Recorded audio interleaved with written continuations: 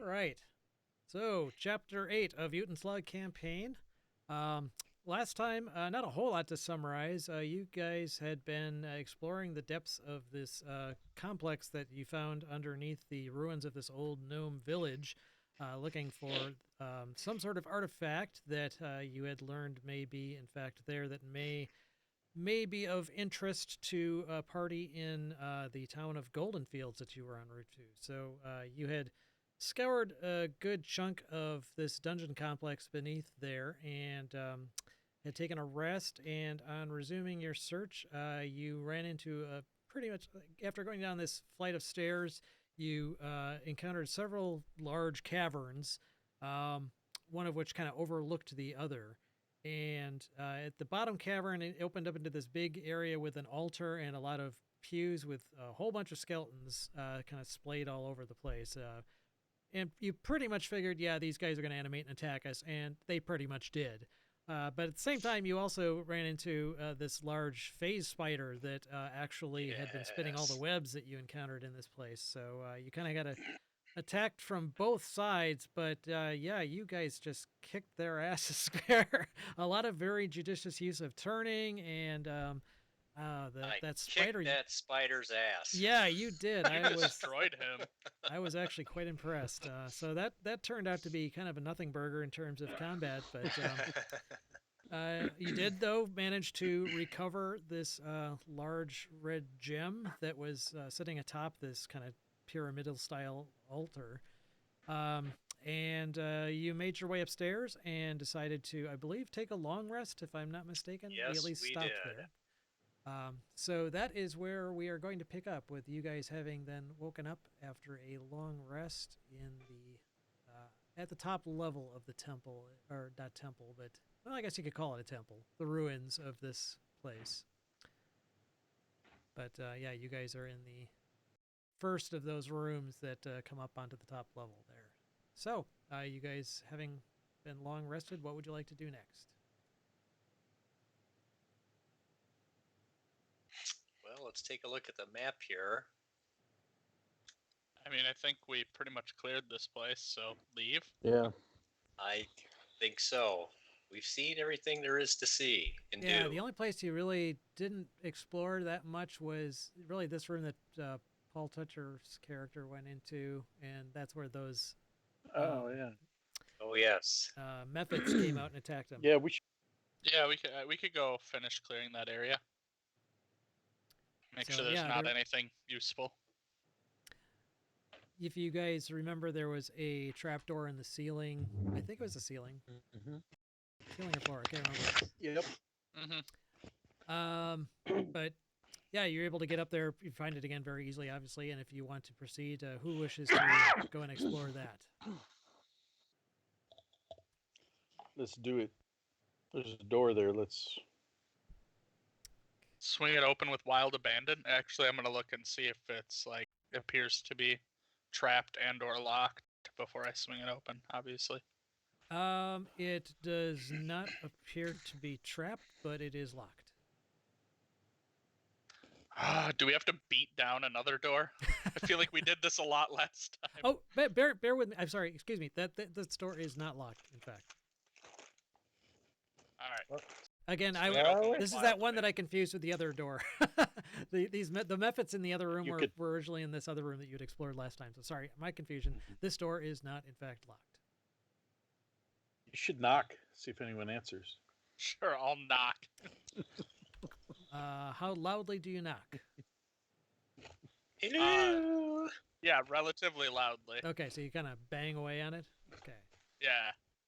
Uh, You hear nothing from within. All right. I'm gonna swing it open. You're in that secret room right now, right? Yeah. Okay. We're all. I don't know if you. Excuse We're me. all Oh. we're probably down to where the Yeah. entrance was to that, right? We'll move in once you guys Yeah. clear out of there. It's a small space, so. All right. You fling open the door and bear with me here.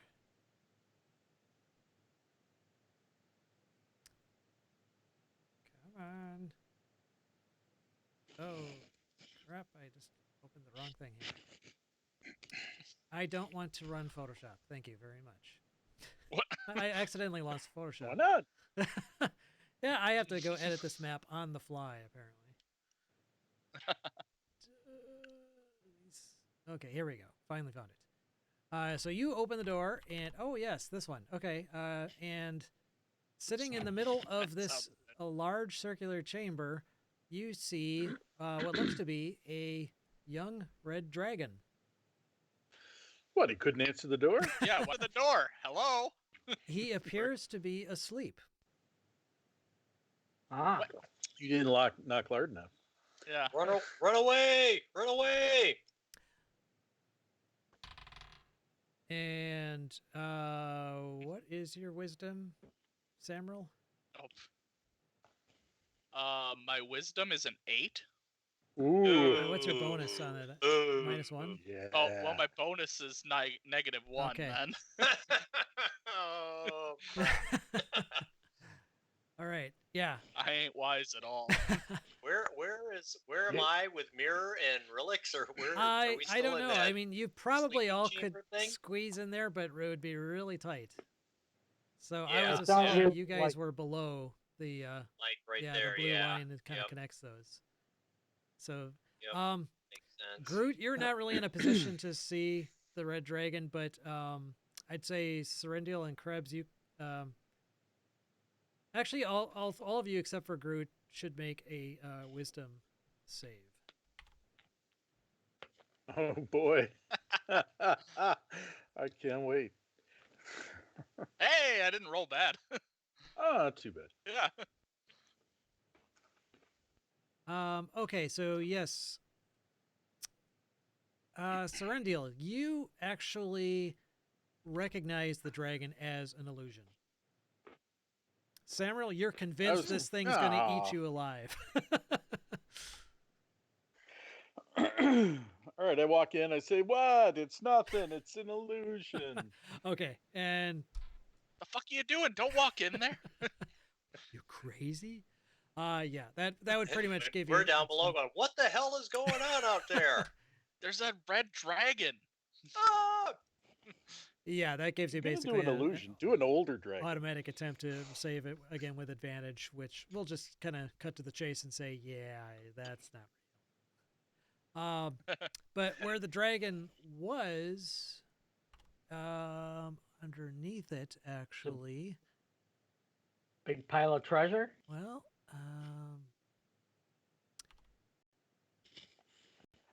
again, am I confusing these two rooms? Yeah, you know what? Fuck it. Yeah. I don't remember seeing this room before. No. So. No, don't I think we confused checked it. again. Yeah. The No. contents of this room with the method is what threw things off. I confused it, and that's where you found the other stuff that that was in. It was in this box. So in this case, yes, there is a chest there. This time it is locked. All right, I walk up to it with my rapier and I poke it. Ah, I give it a sharp poke. your rapier kind of sticks in the side, and it doesn't attack you or Alright. anything. So it's not a It's not a mimic. No, indeed, it's it's not a mimic. Okay, so I pull my rapier out. I say, "Yep, it's legit." Screw those damn mimics, man. I say, "Are any of you guys good at picking these things?" No. Anybody with thieves' tools. I would be good at picking them if I had a lockpick set. We need to get you a Right. lockpick. Yeah. Really, I have a none of plus you guys 6 have a on sleight of lockpick? hand, so I really should. None of you get guys one have of those. thieves' tools, huh? Thieves' tools? Nope. Well, none of us are rogues, so we Right. didn't start with them. We got to go to a town and buy them. Well, in that case, Get bashed. that seems to be the default. I So, mean, we yeah, don't if you have start- any other option. If you wish to come up there and start bashing away, you're free to do so. You don't have to roll or anything like that. It'll just take it's a wooden chest. It's not magically Alright. protected. So after, Whack, whack, whack. yeah, whack, exactly. Probably about a few minutes of bashing, the chest comes apart, and spraying everywhere are some gold and some well, not just gold, coins and some gems. Nice. And I will Cool. I'll just, put that. Should I put it in party loot? I'll put it in Yeah. chat here. Already loot. Jesus, that's a lot of coins. Dibs on the copper. I'm gonna carry 2,100. No, not really. Your pockets just overflowing. See, Yeah, I mean- that would be a fun GM treasure piece. A bag of holding filled with copper. Bag full of holding. What should I take? Then. Well, we should. Take the gold and the azurite Yep. and the agate, I think. Yep. Yeah. I don't know. Everybody take a handful of silver. Yeah, I was gonna say, should we? We should think at the least take, silver- 100 silver each. Like, just grab it. Why not? Okay. All right. I'll put the gold pieces in the All right. party 100 loot?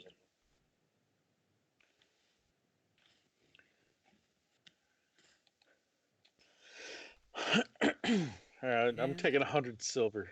Just Yeah, Yeah, because. me too. Well, Why not? there's no point in leaving it all behind. No.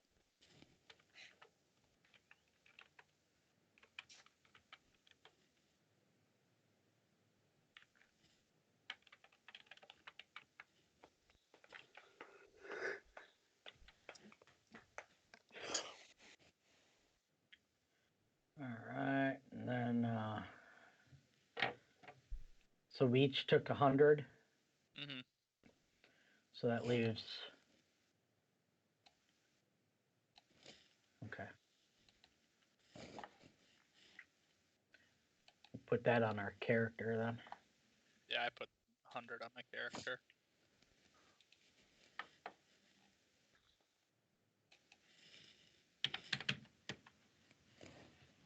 All right.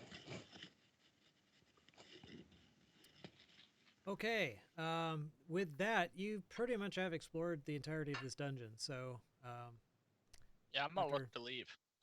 yeah. So after, I mean, it's maybe double checking a few areas that, to make sure there weren't any other things that you had missed. You pretty much determined, yep, we've pretty much cleared this place out. So, I'll ritual cast detect magic as we're walking through, I'll try to see if I see any like magical doors or anything. mhm. We didn't Just in find case this something artifact that we were pops looking off. for. Yes, you did. It was did. Yeah, we did. on the altar at the top of the altar. Oh, okay. Yep. The big volleyball-sized gem. Was that what it was? It was volleyball sized? I couldn't remember. I believe that's how Paul Dang. described it. If I did, that probably is a bit bigger than it is. It's no, actually, Okay. it actually would be probably volleyball or football sized. It's a little more oblong. It's Okay. not like a sphere. It's a little Okay. more oblong in shape. And who has that? I took it. Okay. Good. So I didn't see it in the party loot. The Yeah. priest is enamored with Yeah. shiny objects. My precious. So yeah, you guys then proceed back the way you came up to the surface, kind of doubling back along the winding stair there, and up and out again through the entrance nearby that well. So you emerge back into the ruins of the old deserted gnome village, and you don't see anyone or anything, and nothing has really changed since you went down. It still looks deserted, and it's probably about 2 o'clock in the afternoon, and you guys, here, I'll move you to the world map again.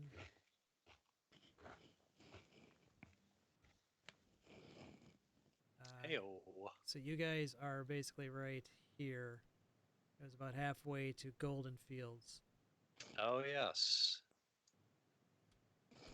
So you think if you left right away, you probably would be able to make it to Goldenfields before nightfall. Okay.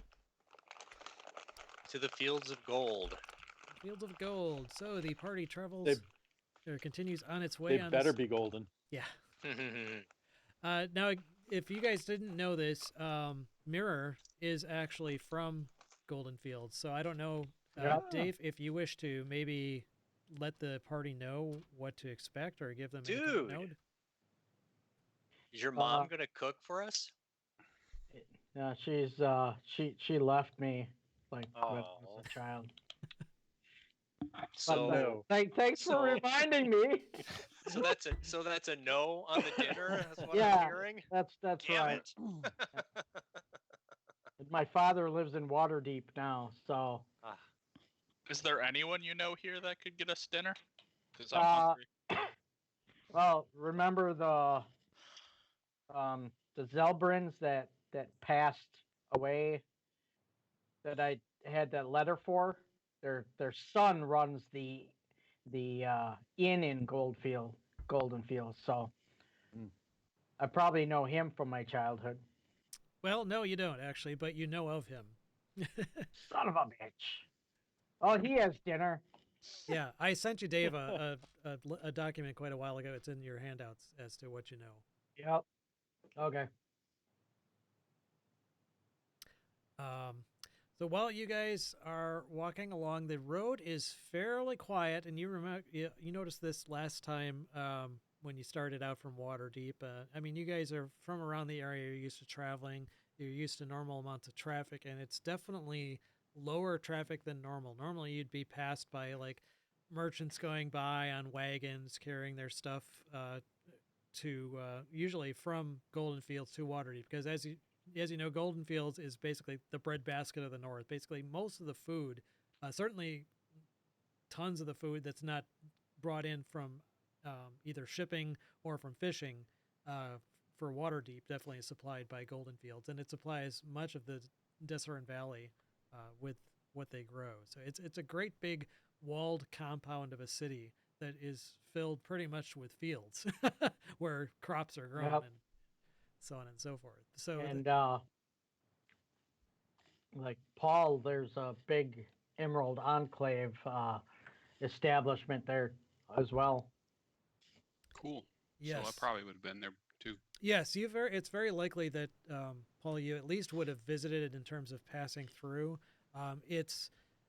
It's not less necessarily where they are headquartered or anything. It's more of the town is run by an abbot who's a priest of Shantia, and most of the town kind of revolves around that. It's more of like an affiliation with the Emerald Enclave, so a lot of uh, the Enclave members will stop by there. A lot of them take place in helping to defend the town. Either, I mean, they have a guards that patrol the wall of the city, but they send out a lot of like scouting or ranging parties, oftentimes, to make sure that. I mean, the food protection is obviously a very big deal, and so it works pretty synergistically to have members of the Emerald Enclave as scouts or rangers, making sure that people aren't accosted or to just get information, and they're basically welcome. Emerald Enclave members are welcome in this town. But as I was saying, the traffic on this road today seems very light for what it normally would be. So you get probably about half of the way there before you actually see anybody else moving on the road. And when you do, it looks like the road is fairly clear and it's not terribly windy, so you're able to see what looks like a group of at least 4 or 5 humanoids heading in your direction.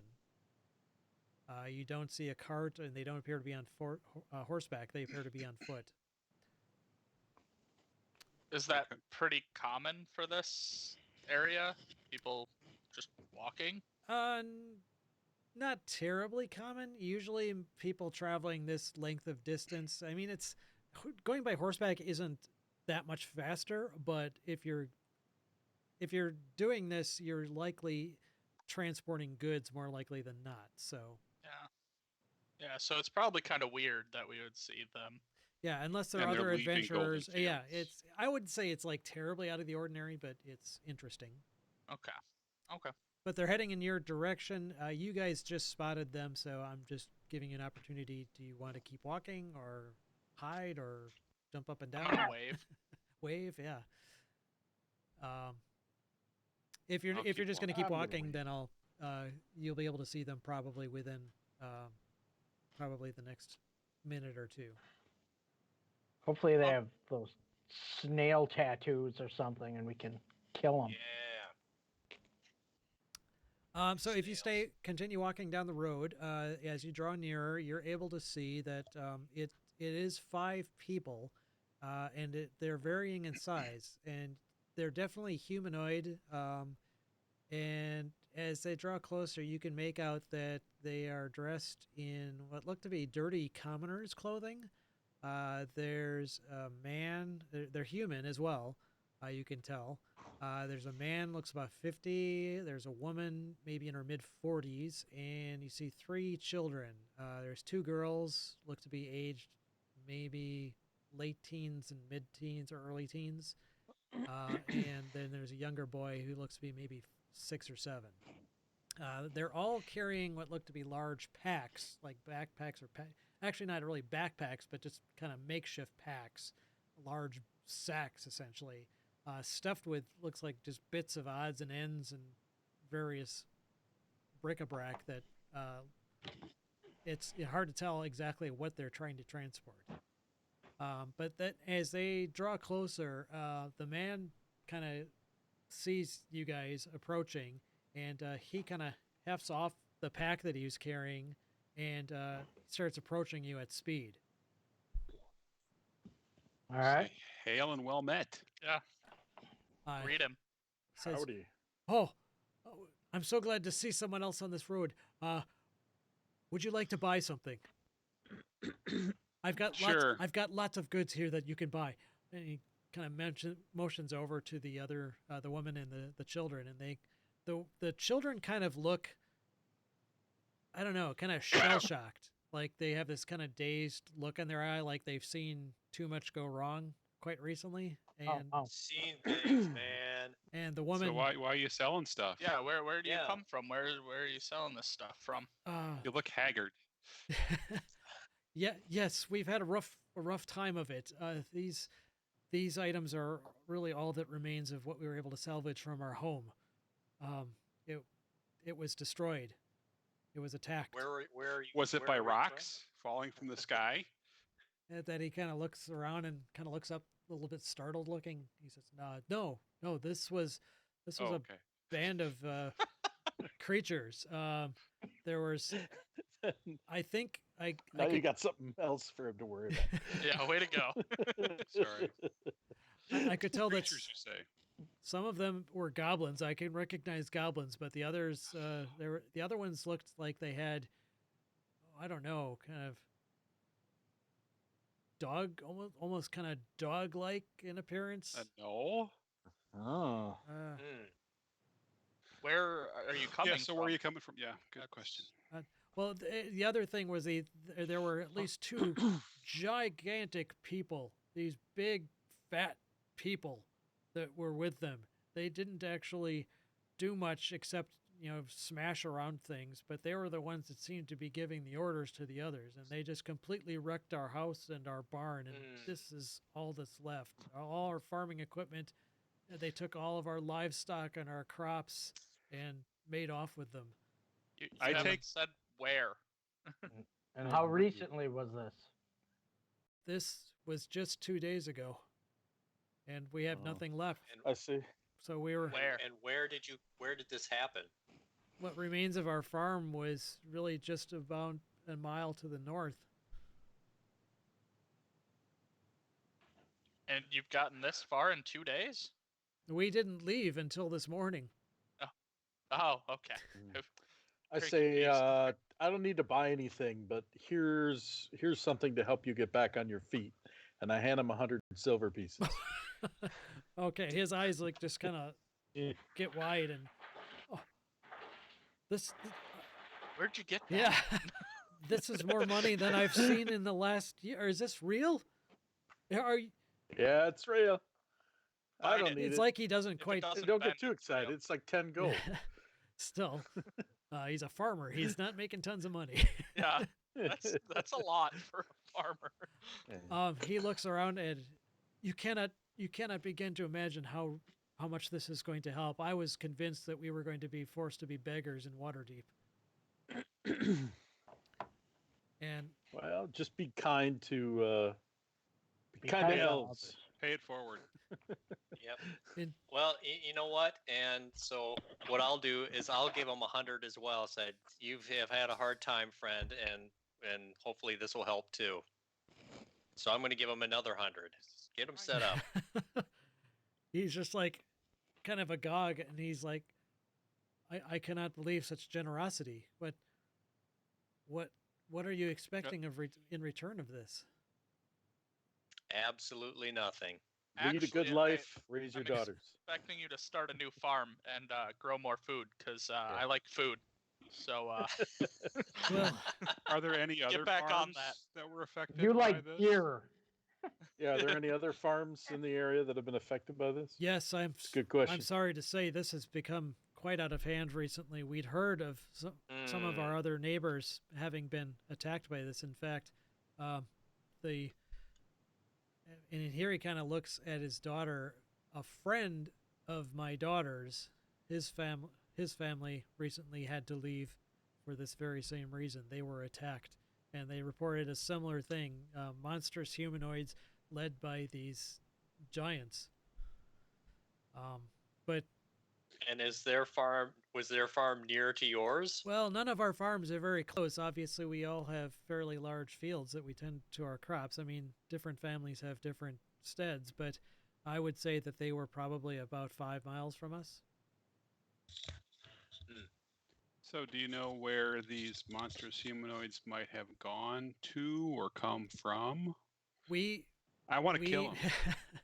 well, that is something that's probably going to be necessary before any of us farmers can, return and try to rebuild what we've got. Obviously, our livestock and all of our seed and everything has been taken by them, so we have to find new stock, new farming equipment. But even before that, these creatures will need to be dealt with. As for where they came from, we were in hiding. Otherwise, they certainly would have killed us. We hid in our storm cellar beneath. Once they were past, we heard them leave. They may have been going northish, but again, it is hard to say. Well, if you could, draw a crude map on the ground and let us know directions, any kind of landmarks. We want to go to your farms, the locality, and we want to find these motherfuckers and kick their ass. Do you know of any cave systems in the area? Because these goblins usually hide out in caves. No, I'm afraid not. I mean, obviously, there's probably many caves in the hills, but I've never had a reason to go into one or really inquire about them. It's we've lived on our farm. Well, I've lived on this farm. It was handed to me from my father, and I've lived here all my life, and I've never had anything like this occur before. So this is certainly not anything normal. So why aren't you heading to Goldenfields? Why are you going? Are you headed to Goldenfields? No, they were actually headed towards Waterdeep. Oh, He says, it's a lot farther away, isn't it? Yeah. well, Goldenfields What? has their own problems right now.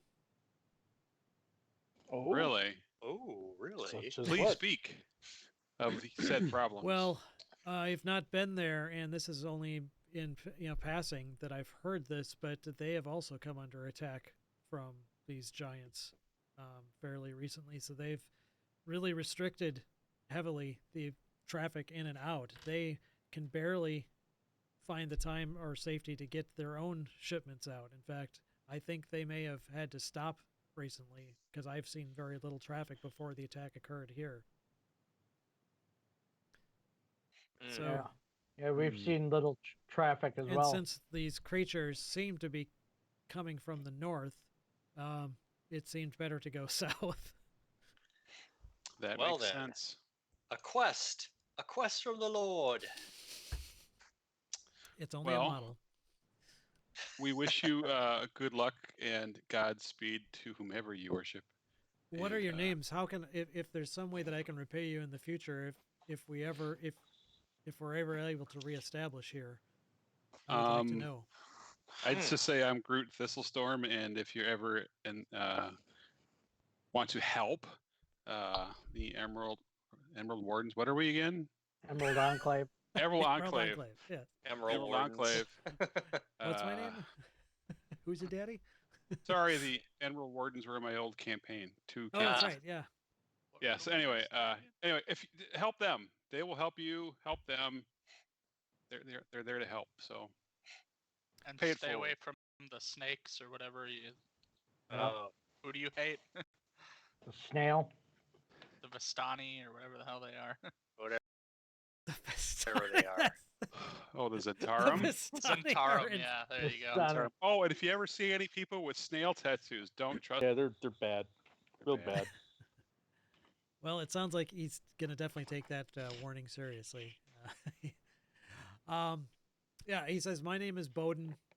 This is my family, and if you ever run into us, like I said, it may be a while before we're back here. But if you're in Waterdeep and you happen to find us or want to look us up, we will always be grateful, and we'll always extend the hospitality of our house to you." Farewell, family. And he bids you a farewell as well. And his children actually still kind of look shell shocked. His wife, though, she hasn't said one word during this whole thing, but she actually does kind of faintly smile in your direction, but still with lots of pain on her face. I make eye contact with her and nod as we move along. She nods back in return, but still doesn't say anything.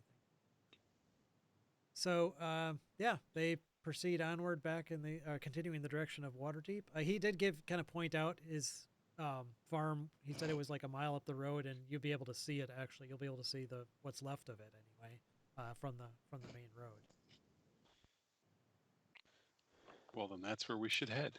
That's my opinion. Let's do it. Yeah, you proceed onward, and sure enough, yep, within a mile, you come upon what looks to be a recently destroyed homestead and barn. You are, yeah, I'm not even going to make you roll like survival checks to see. You can see there are lots of tracks around, some of them very large footprints. Can we identify the species via the tracks? Well, goblins you've gotten pretty used to identifying, and there are definitely goblins there. There were probably at least maybe a dozen goblins. What were those two big things that we yeah, what whacked about- in the Ardeep forest? Were Or those ogres. ogres? You did not see well, ogres are bigger than goblins and get bigger than most humanoids. They're larger in size, but you do see some footprints that are larger than the goblins, but they're not really much. They're about probably the size of your footprints, but just a little bit more bestial in shape. And then these huge footprints from the giants, they're just massive. Like if you were a halfling, you could probably lay in these footprints. Wow. Can we follow them? You can follow them for some point or to some degree, but they kind of peter out after like maybe a mile going north. They kind of spread out. It looks like they may have linked up or met somewhere north of this Yeah. farm. They And might then- have some more information like at the Enclave or whatever, too. Goldenfields? Yeah. He said they're having issues with them as well. Yeah, why don't we go to Goldenfields and see what the Yeah. hell's going on? Okay.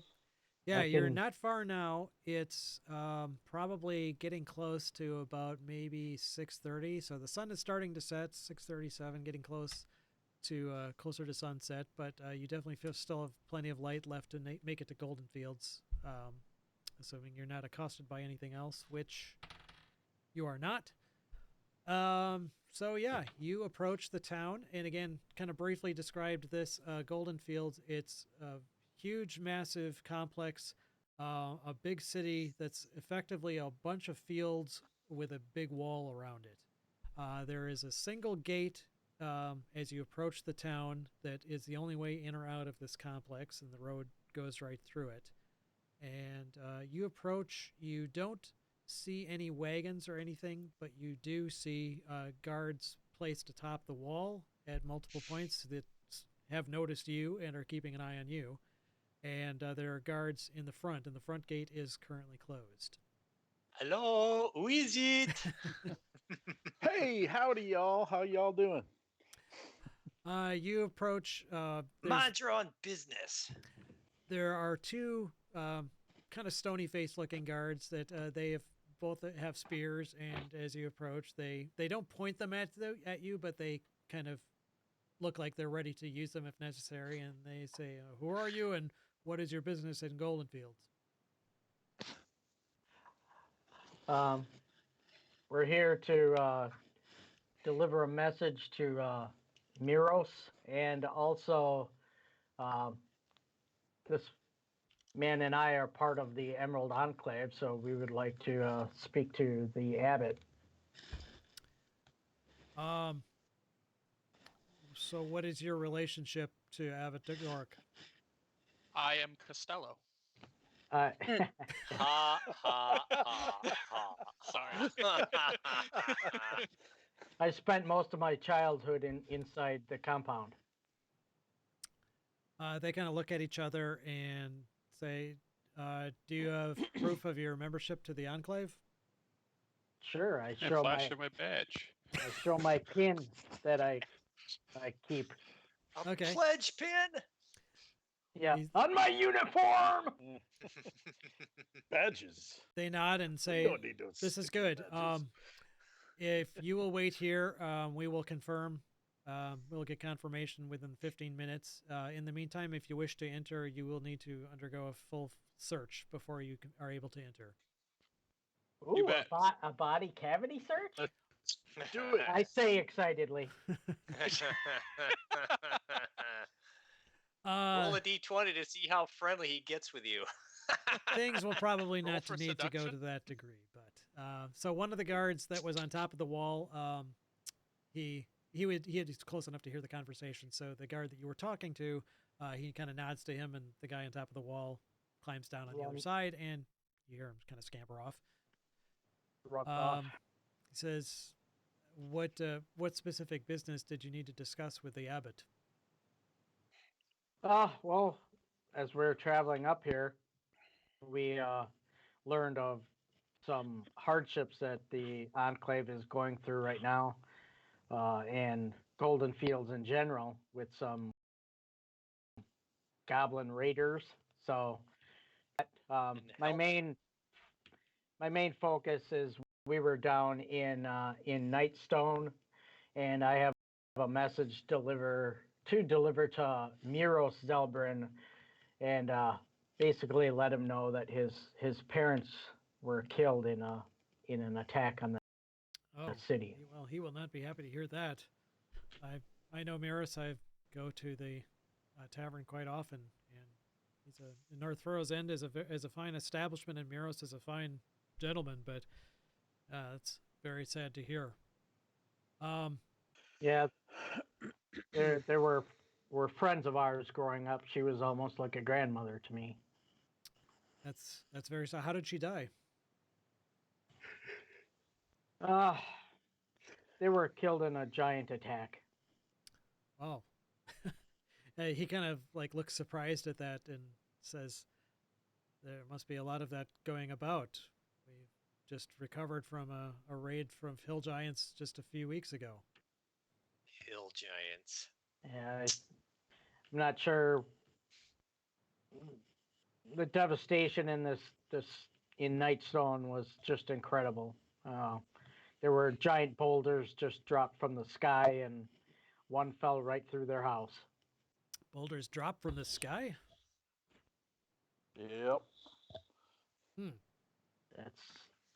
Yeah, unbelievable. Did you see A this lot attack? of weird things going on. Did you see this attack?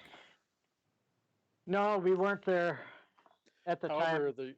the place but- was attacked by goblins. Afterwards, yep, they were raiding. Afterwards. Yeah, so our attack was, well, these giants came with a pack of bugbears and goblins, and they attacked the walls with rocks. They weren't dropping them from the air, and I'm not certain how they would have accomplished that. But they did do And a flying fortress. UFOs. it's Stone giants. stone giant. Well, I know there are different Cloud types of giants. giants. These look like No, stoned giants. oh, Oh. Stone. everybody must get stoned. Uh, So, can we come in and eat and rest? We've had a long journey. They're We would definitely like to help out your city as in whatever way we can, but we're a little peckish right now. they're checking on that. we This guy's hungry. yes, and I understand it. If it matters anything to you, I believe your story. We just have to be very, very careful at the moment because these attacks have been pretty devastating for us, and we're anticipating more. We've been unable to make our shipments to Waterdeep for the last 3 weeks because these hill giants and their monstrous allies have been attacking every shipment that tries to leave. Is So do we Waterdeep even aware? look like goblins? What was that? So I'm gonna move forward and just show them my holy symbol and say I am a man of And I religion and I say they're checking on it. yeah. I'm trying to jump the line. And What get are you us in. checking on? I mean, do we look like goblins? What are you No, worried about? you have to, I'm sorry. This is the protocol. I have no authority to bypass it. If you've name referenced the abbot, and if he can confirm that he knows you, then all is good. Right. Is Waterdeep aware of what's going on? Can they send help? If they're aware, they have not sent any help. We have not yet found a means to deliver this to them. We have one or two mages in town, but yeah, so far they've not really requested any updates as of yet, and we've also got the rest of the countryside to attempt to feed. But as of right now, we're very much on the defensive in a siege position. Hopefully we can help with that. If you know where they're coming from, maybe we can help. That we don't. We've actually sent out some rangers to try and find that information. If you've heard of, he looks at you, Groot, and at you, Mirror. If you, as members of the Emerald Enclave, may have heard of Galvin Dragonmore, he was fairly famous within the organization, and he's our top ranger. He actually went out looking to see if he could track down where these hill giants came from, but that was a few weeks ago, and he has not been seen since. Ah, That That's does not not good. sound good. Yep.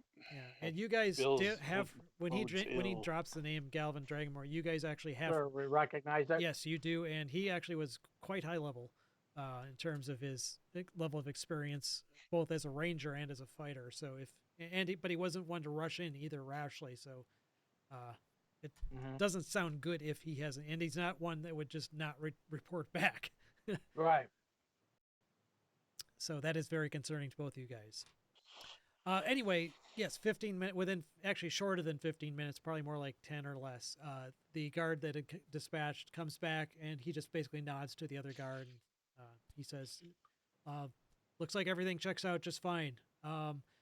The abbot likely will not be able to see this evening as he has got tons of things that he needs to take care of in terms of preparation for the city. But if you can find Z Lang, who's one of his acolytes, she should be able to coordinate a meeting with him in the morning, as soon as he has the attention. We should probably go see Miros first. Yes, Sure. and you remember, I will actually, since this isn't new to at least two of you, I'm going to just go ahead and move you to the map of Goldenfields.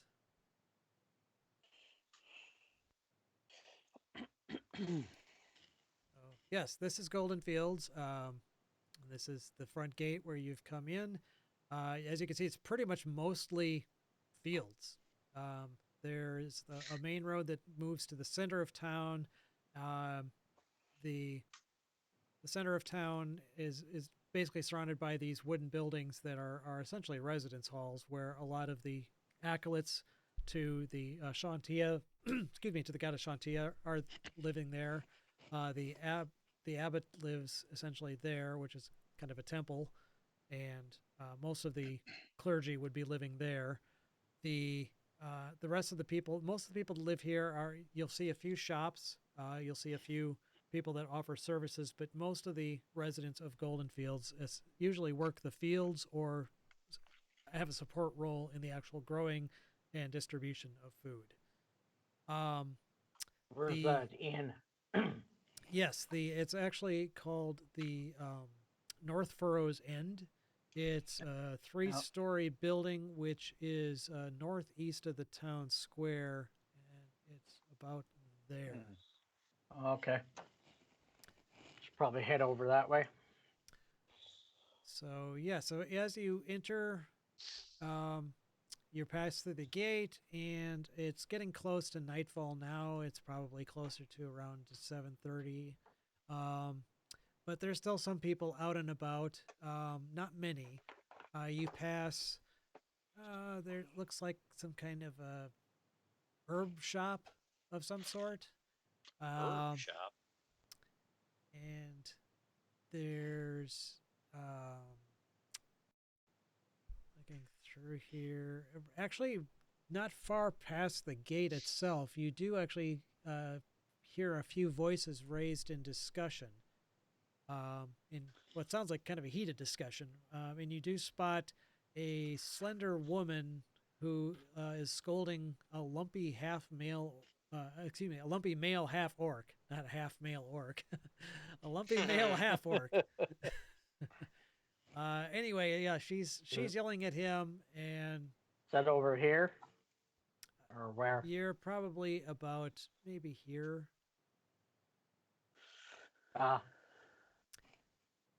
Anyway, the woman seems to be yelling at the half orc about not improving the settlement's defenses, and the half orc sounds like he's kind of blowing it off.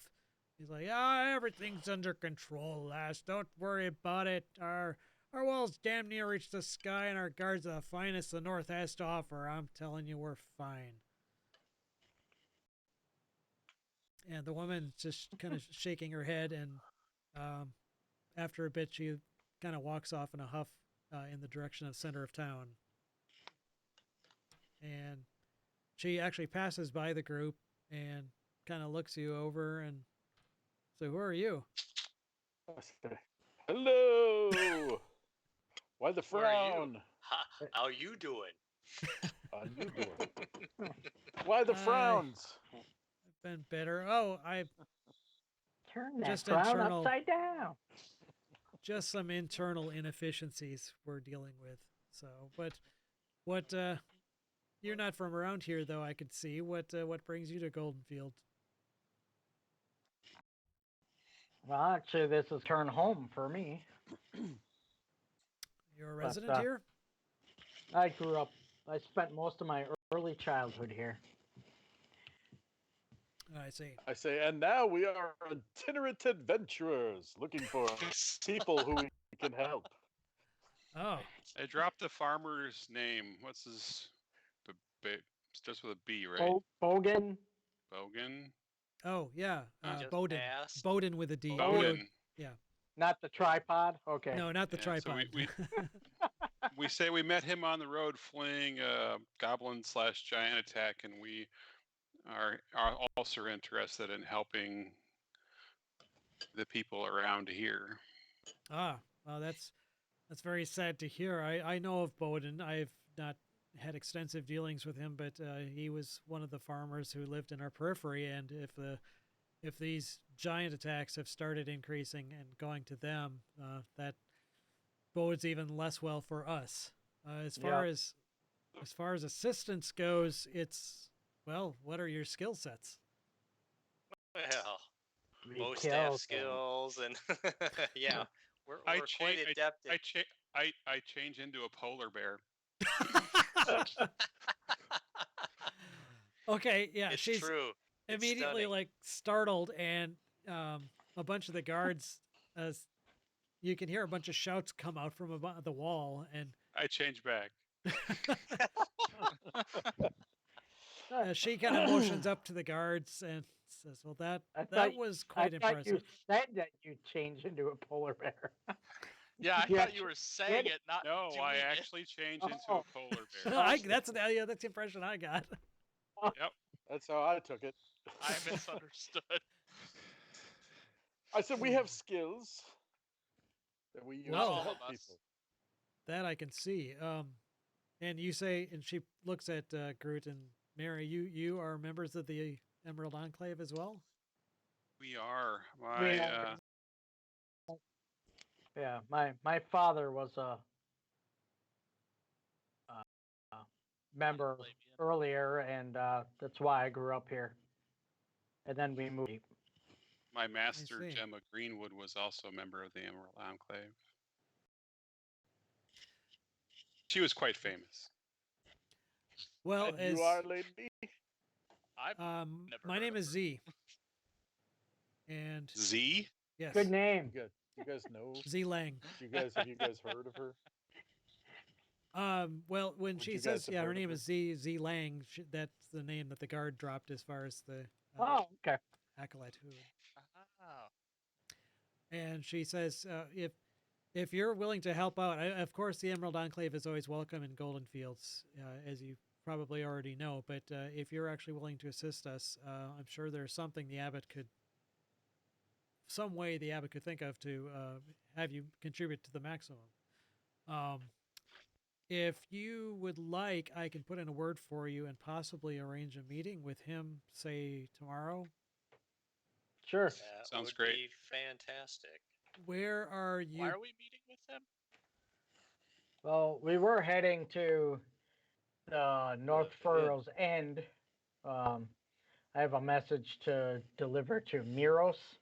Yeah, but he's not. That Miros isn't the abbot, right? Why are we meeting with the abbot? Because I he thought- runs the joint. Yeah, I thought she asked where we were staying. She did. Yeah, Yeah. we're going to the inn. Yeah. So you're going to be staying in North Furrows But End? I don't. Yeah. Yes. Okay. Unless we get a better offer. I will. How you doing? How you doing? All visitors do stay Where at the you North staying? Furrows End, but Miros is very friendly to, especially to members of the Emerald Enclave. So that would be the ideal place. I will confirm with the abbot your appointment, and if there's a change, I will meet with you there tonight. Or excuse me, I will let you know tonight while you're at the inn.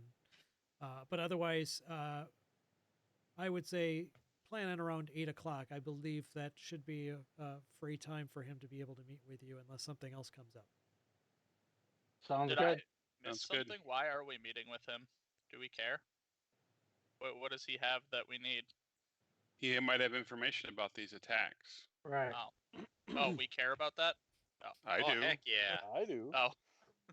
I thought we already paid 200 silver to not care. I want to kill me some goblins and giants, dude. And Right. bugbears and yeah, Oh my! Oh my. exactly. Nicely done. I'm gonna go get another beer. Bravo. Okay. Okay, yeah. Yeah, beer break. Oh, we want to take a little beer break? Beer break. Okay, Apparently, we yeah. will take a quick break and be back shortly.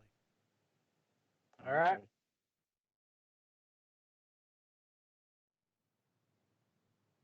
So, back at it. Okay, so we left off. You were just talking with Z Lang and had just arranged a prompt appointment at 8 a.m. the following morning. She had pointed to the direction, as I said, where where you can meet up with the abbot. Again, located right there. And she then, if there's no other questions, she's going to head on her way and Yep, allow you to proceed. we're good. So again, you guys had pretty much had this encounter right about here or so. So you continue down the main road, again, seeing a few people and passersby. You pass by what looks to be some kind of like I said, an herb shop there, or excuse me, not an herb shop, a seed shop. Earth Mother's Bounty. Right now, there's nobody moving in and out of it, but it looks like that would be a place where a lot of people would buy seeds from. There's also a number of livestock fields that you pass by, and one of them you see a human male coming.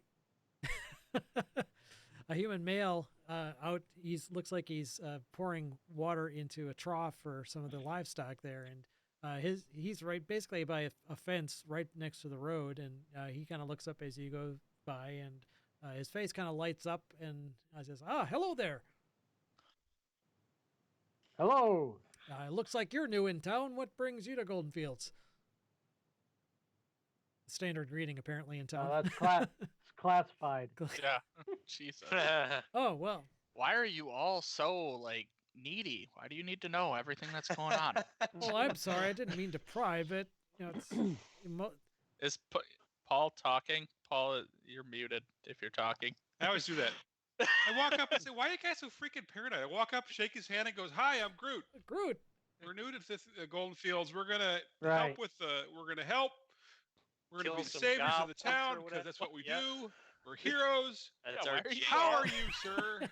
Stop asking questions, Jesus He's Christ. yeah. Well, he kind of he's got the one good cop bad cop thing going on, so he doesn't know quite how to react. But you see he definitely takes to your enthusiastic approach, and he shakes her. I go up behind Serendil and grab him by the collar and drag him back and just shut up.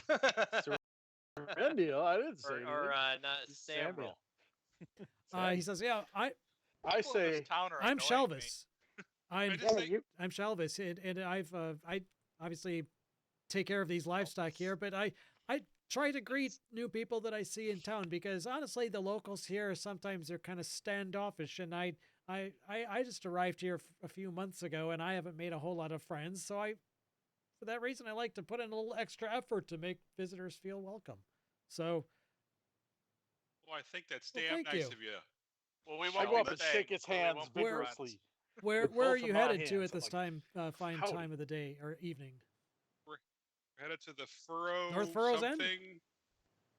Ah, North Yeah. Furrow's Yeah, End. they Yes, they that's have it. the best ale there in the entire Discern Valley. I swear to you that if you get a chance, in fact, you know what?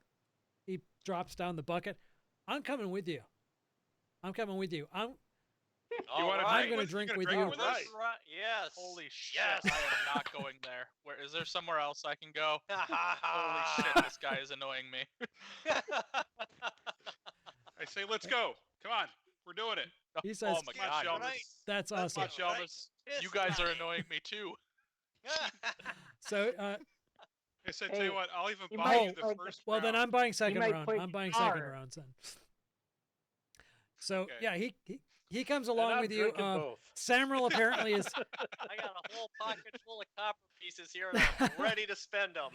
So you guys proceed down towards the middle of town. Apparently, Samuel's like as far away from this guy as possible, and meanwhile, he's like talking up Groot and asking him, "So, oh, wow, what news of the outside world?" And he's talking about how great the North Furrow Ends brews are, and there's one called Golden Gulp that's like the best ale that actually Miros brews himself, and it's just perfect. In fact, you know what? I think you're as a new customer, especially he kind of looks over. I couldn't help but notice your little enclave thingy there. I Yeah. think you've got it in. You've got a free flag and coming to you. I think you go in there and you just introduce yourself. Well Cool. worth it too. Well worth. Yeah, I mean, even if you had to pay for it, it's well worth I'm a it. So fan I'll buy of you a craft second round. beers. Oh yeah, craft beers. That's the way to go. So anyway, yeah. So you guys move into the center of town. As I said, it's mainly row houses where most of the residents live, and the town square is not exactly deserted, but there aren't a lot of people out and about. It's nighttime. These people work the fields. They go to bed early. But the road kind of goes up to the north a little bit, and then there's a lane that you take over that way, and then you can see and start approaching the North Furrows Inn, which at this time it's starting to get a little bit dark out, but you can still make out it's a big 3-story building, and there are some statues. Let me just see. I can pull up a description here. Because let's see, it's a big 3-story edifice with arched windows. Looks like these windows would give you a good view of the surrounding gardens and pastures and so forth. There's some thin plumes of smoke issuing from its many chimneys, and there are life-size statues of rearing horses that flank the double doors that lead into what is likely the common room. And above the doors, So it's a P.F. Yeah. Chang's. no, it looks a little more rustic than that. But there, above the doors, the front doors, there's a wooden sign that proclaims the name of this grand establishment, North Furrows End, in fancy lettering. And you see, there's a stable house also to the So, west of the main building. It looks like it. yeah, are we going Yes, like there? That's where it is. Is that where it is? You got a As we pool or a approach, what pond? are the other buildings? The other buildings are basically residences. You're talking about kind of grouped around it in Okay. that kind of semicircular fashion. Yeah, it looks like there's like 4 buildings there or something. Well, those are basically just kind of different sized residential buildings. It's just, right. homes. Essentially, it's mostly not residences. stores. Okay, there's no stores or anything. that's No, all. you haven't seen Curious. that. Anything along those lines. There does look Okay. like there's a, maybe a brewery. Where is that? A brewery? Shoot, I thought that was right there next to it. Maybe it's. Oh no, never mind. That's in a different. That's to the north of town. Ah, Carbon 4 is on the yeah. north side Well, of town. yes. What's his name here? I Carbon completely. 4. It's Shalvis. Shalvis. He's describing the brewery. Yeah, the Shelvis, brewery is baby. actually up Oh, here. But he's saying that's where the Golden Gulp gets brewed, and it's awesome, and he can't stop talking about it. Shelvis goes, oh man, you ought to come in here and Yeah. try this thing, baby. Anyway, yes, the North Furrow Inn itself, it's kind of standalone, but it does have a big stable off to the side. So yeah, inside you can actually hear what sounds to be someone maybe performing some music inside. Elvis? Well, it could be if Elvis played a Oh, lute, maybe. Shelvis. You can't make out the words. A lute? I've got a lute. I should go Oh, jam maybe in it's with open him. mic. And Samuel spoke- can get My spoken take out his word harp. lute. Yeah.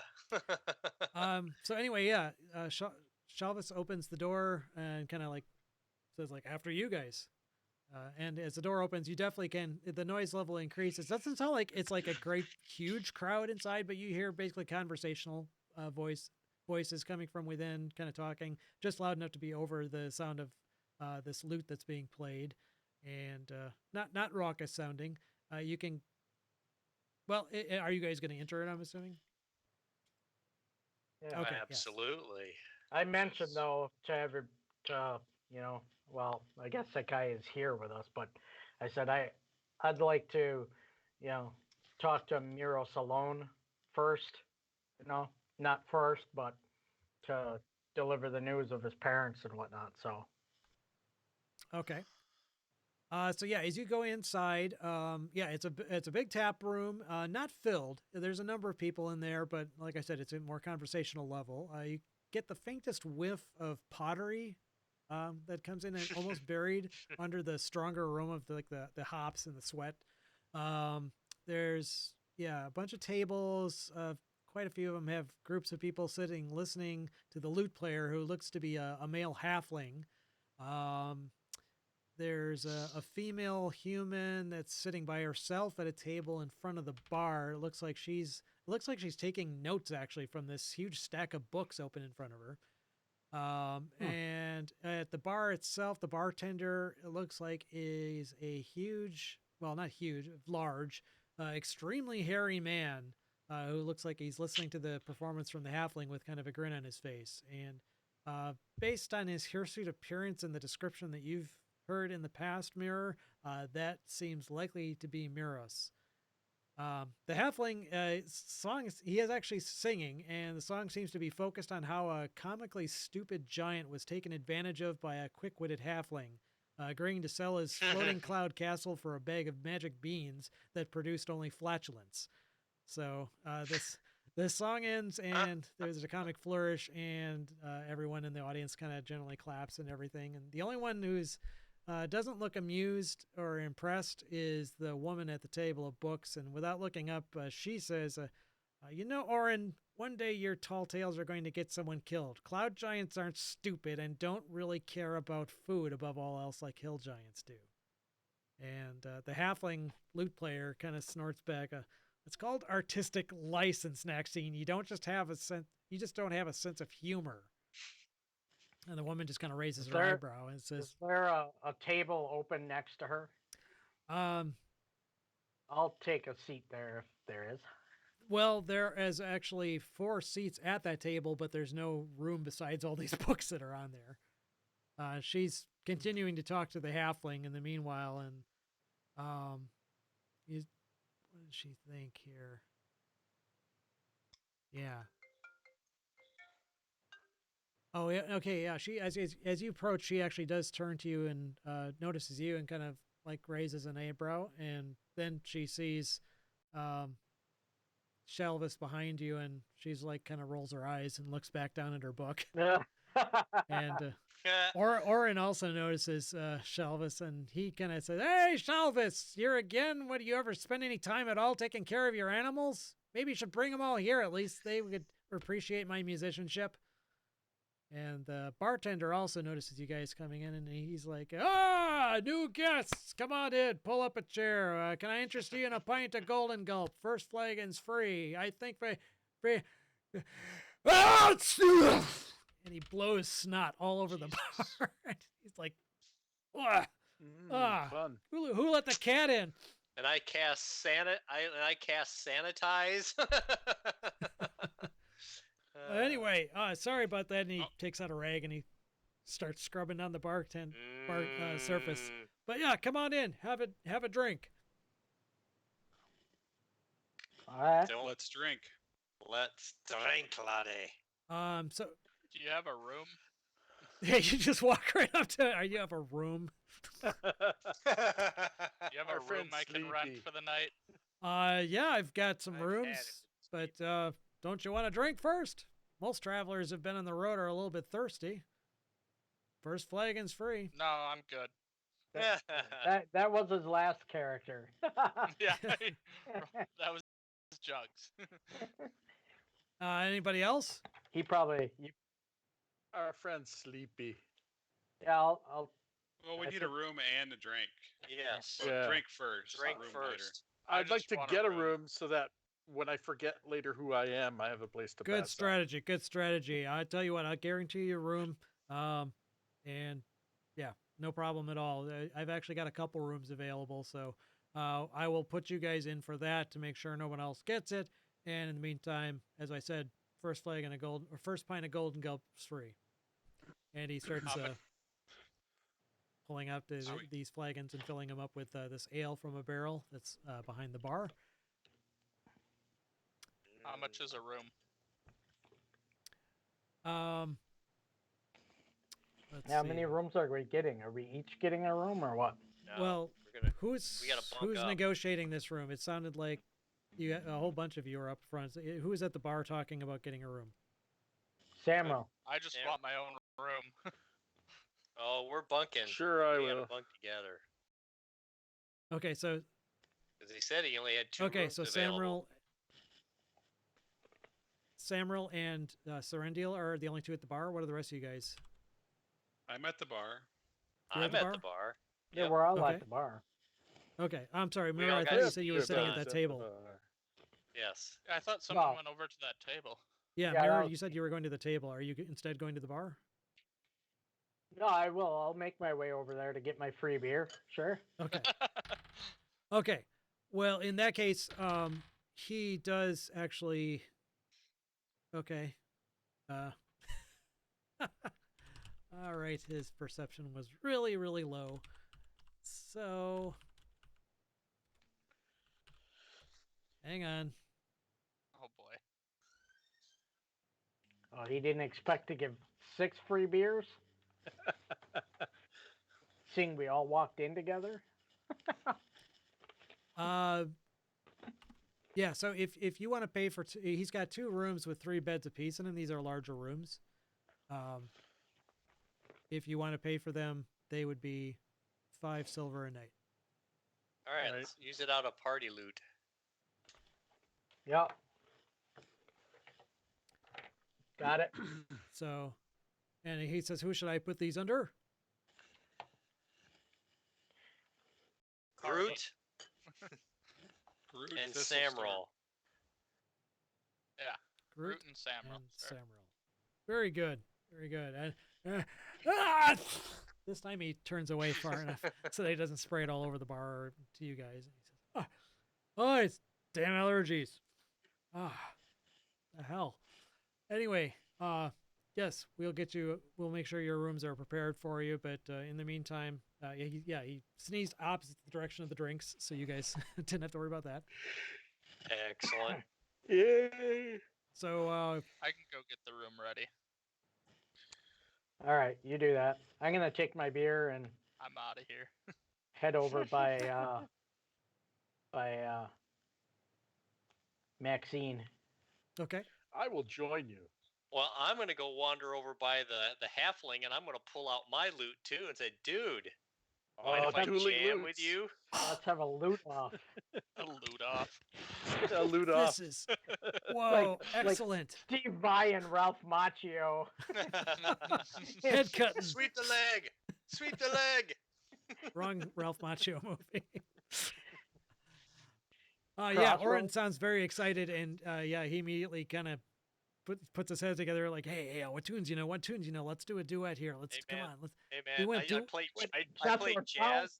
I play jazz lute, so I get up on the tables and I just start jamming. Oh, awesome! Yes, I can do that. I can do 1-4-5 progressions. This is even better. All right. Let's do it, man. So Mirror and Serendil, you approach the table where the human female is in her books, and you sit. Do you sit down or? I go up to her and I say, Maxine, is it? Without looking up, it looks like she's kind of writing something on one of these books, and she says, "Naxine, who are you?" They call me Mirror. I grew up here and spent most of my childhood in the Emerald Enclave, and I read so much when I was young. So I was just wondering what you're reading and studying. Books. Well, I can I see say, that. oh, What topic? interesting. And she looks up at you and says, "Books that are my own. I study lots of different topics, but it's kind of hard to do when people So- keep interrupting me." But Yeah, it is. But I heard you mention cloud giants earlier. yes, Do you know much about them? I try. I've made a study of the various giants in the area, especially with the recent activities that I've been seeing. Why? So I kind of lean in closer because I don't want a bunch of other people to hear, and I say we just came from Nightstone, and that town was decimated by cloud giants. They threw boulders from the sky somehow. All right. Well, at first she kind of looks incredulous, but when you start talking about stuff, throwing boulders from the sky, her look of incredulity turns more to kind of, you can see there's some interest peeking back there, and she says, "Really?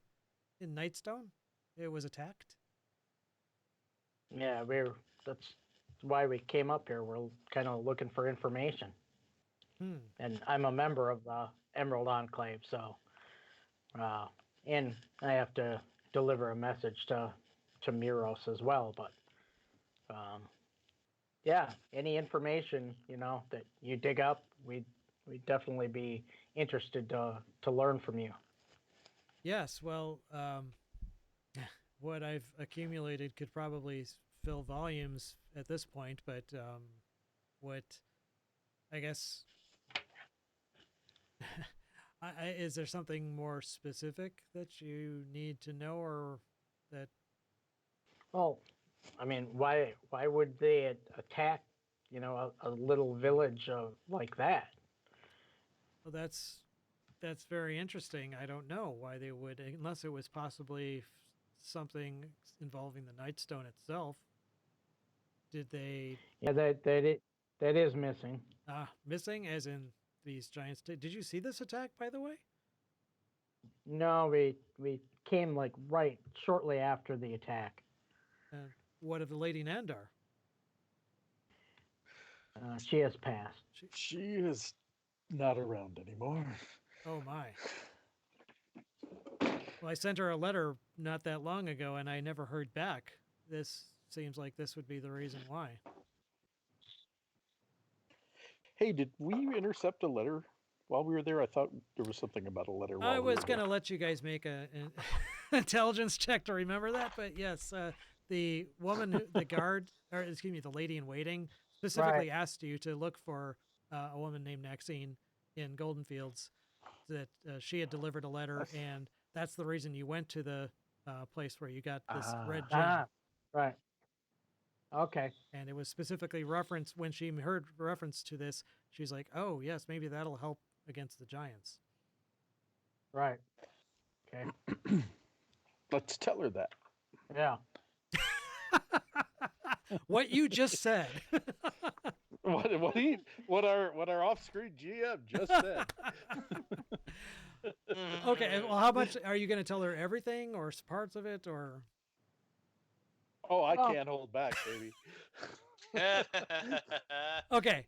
Oh, so if you go into detail explaining, who you talked to and why you actually approached, and especially if you tell her that you went and investigated this place, and Right. as soon as you start talking about that, then she really perks up interest. She says, so she asks you again for details about where exactly this location is that you found it and what the conditions were, and what, she asked you to like describe the altar and, the skeleton's guardian and all this. She says, do you have it with you first off? Well, is it safe to talk in here, or should we go up to one of our rooms? I like the way you move, sir. Well, yes, I agree. It probably would not be wise to bring this out. Hank,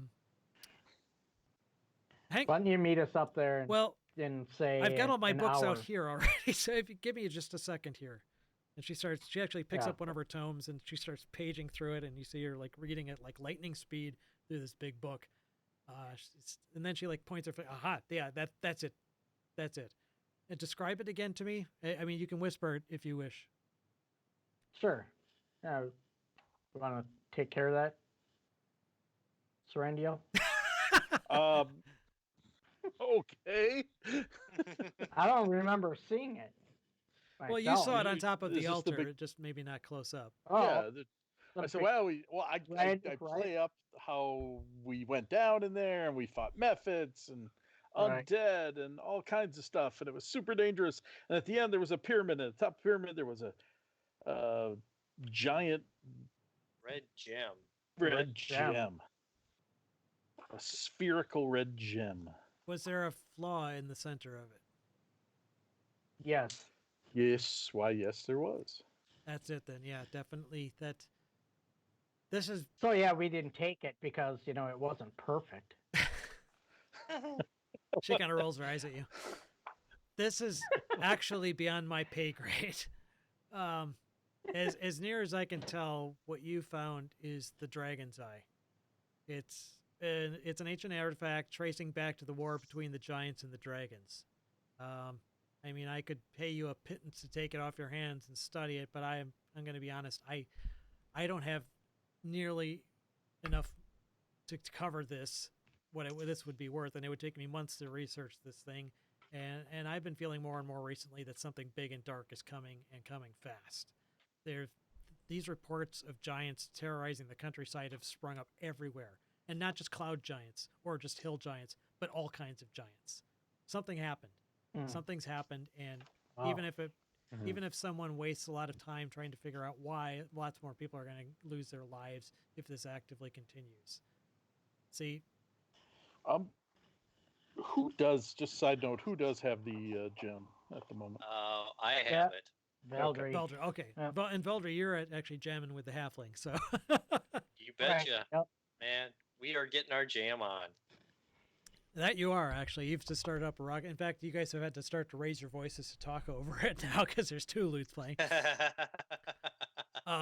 Yeah, she. Well, I'm whispering very closely in her Yeah, ear. exactly. You're Very whispering like this. closely. Yeah, she goes on to explain that this artifact, nobody, well, she doesn't know, and she doesn't immediately know herself who to ask who would know this possibly, but historically, she says that the ancient enemies of the giants have always been the dragons, and her advice to you would be to take the eye to Waterdeep. There's a dragon expert that she knows there who's named oh god, this will be fun. Shazloth Yarghorn. Shazloth Yarghorn. Okay. Have any of us heard of him? No, none of you have ever heard that name before. But apparently, he is someone. Well, she says that she's with the Watchful Magus. What is it? The Watchful Order of Magus and Protectors, and she's on rotation there in Goldenfields for a year. But her home base basically is Waterdeep, and she would know this. Shazloth Yarghorn is very likely someone who's Can you associated. spell that for me? I'll put it in the chat. Okay. And Perfect. she I'm putting that in people, places, and things. yeah, she says that just you so should everybody knows. you should show this the dragon's eye to him, and he might be able to use it to get some good dragons on board to combat the giants. Yep. Okay. Oh yeah, what was the name of that giant that we ran into and who was flew and knocked everything over every time he tried to take off? Oh, the dragon? That was the Yeah. dragon. Right. Yeah, we should ask him if we ever run across or if him. she's heard of him. Felgalos? Yes, I've heard of the winged terror. Yeah. Yes, Yeah, we're clumsiest buds. dragon I've ever heard of. Right. Otherwise, That's you him. met him at Nightstone? Yes. Oh yeah, we're buds. Impressive. Well, if you do some name dropping, then I might even be more likely to get the dragons on our side against the giants. But I think that's seriously. Have you ever encountered a giant? No. Not something you really want to trifle with or mess with. So anyway, I'd say, yeah, let's get the dragons on our side, and I think that's about the only way we're going to be able to hold off these attacks because they've just been increasing. Right. All right. But so anyway, yeah, you're talking, and so after the jam is over with Orin, Groot, are you doing anything during this time?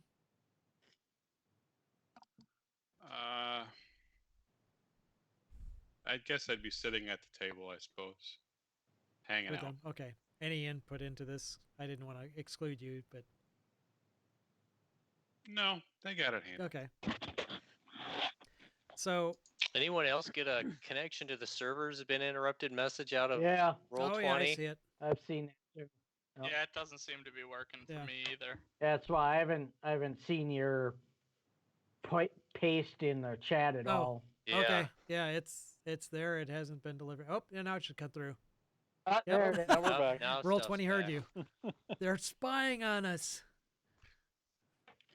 Yeah, there's it only lists three players in the game right now. Right. Yeah. I see 4. Paul, Dave, and me. Yeah. Oh, I see Dave, Don, and me, and Nope. Paul. Now Kyle just came Oh, back. there's Yep. Kyle.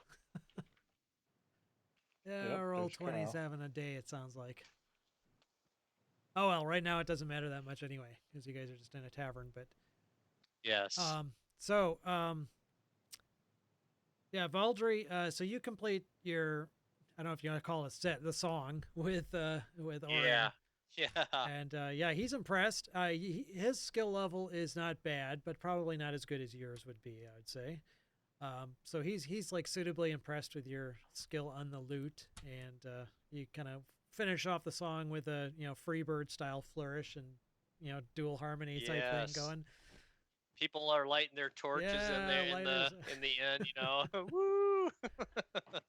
I buy the halfling a Awesome. drink. I said, man, that was fun. Yeah, that was fun, my halfling friend. Let me buy you. You must be a little parched. Let me buy you something. Oh, indeed. Yeah, yeah. Thank you very much.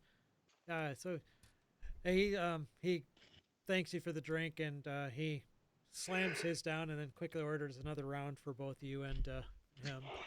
And Excellent. so you look like you guys are a band of adventurers.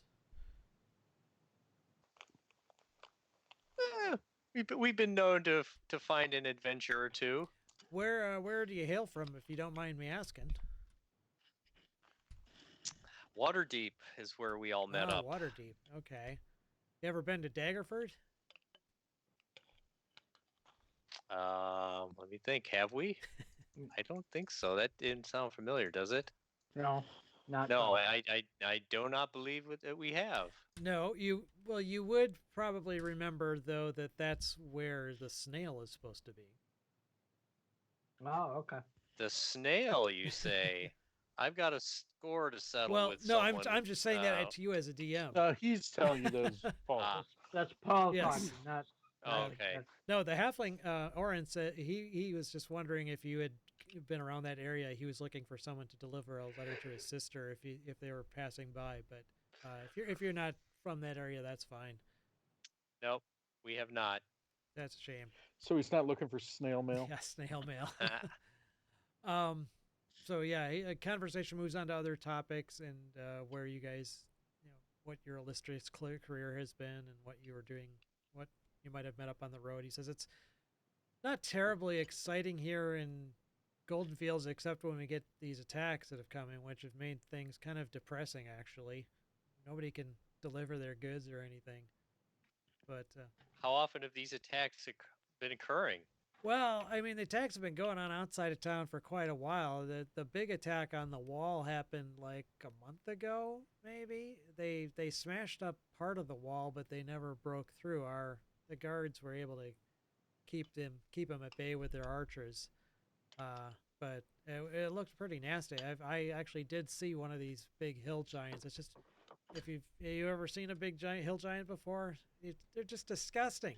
There's these big. I mean, they're tall, yeah, they're giants, but they're like super flabby and like they got this big gut that comes out in front of them, and they just talk like, I don't know, like they learned common a couple days ago. Let's just say they're not going to be public speakers anytime soon. But anyway, they're still pretty terrifying, and the way they would throw rocks over.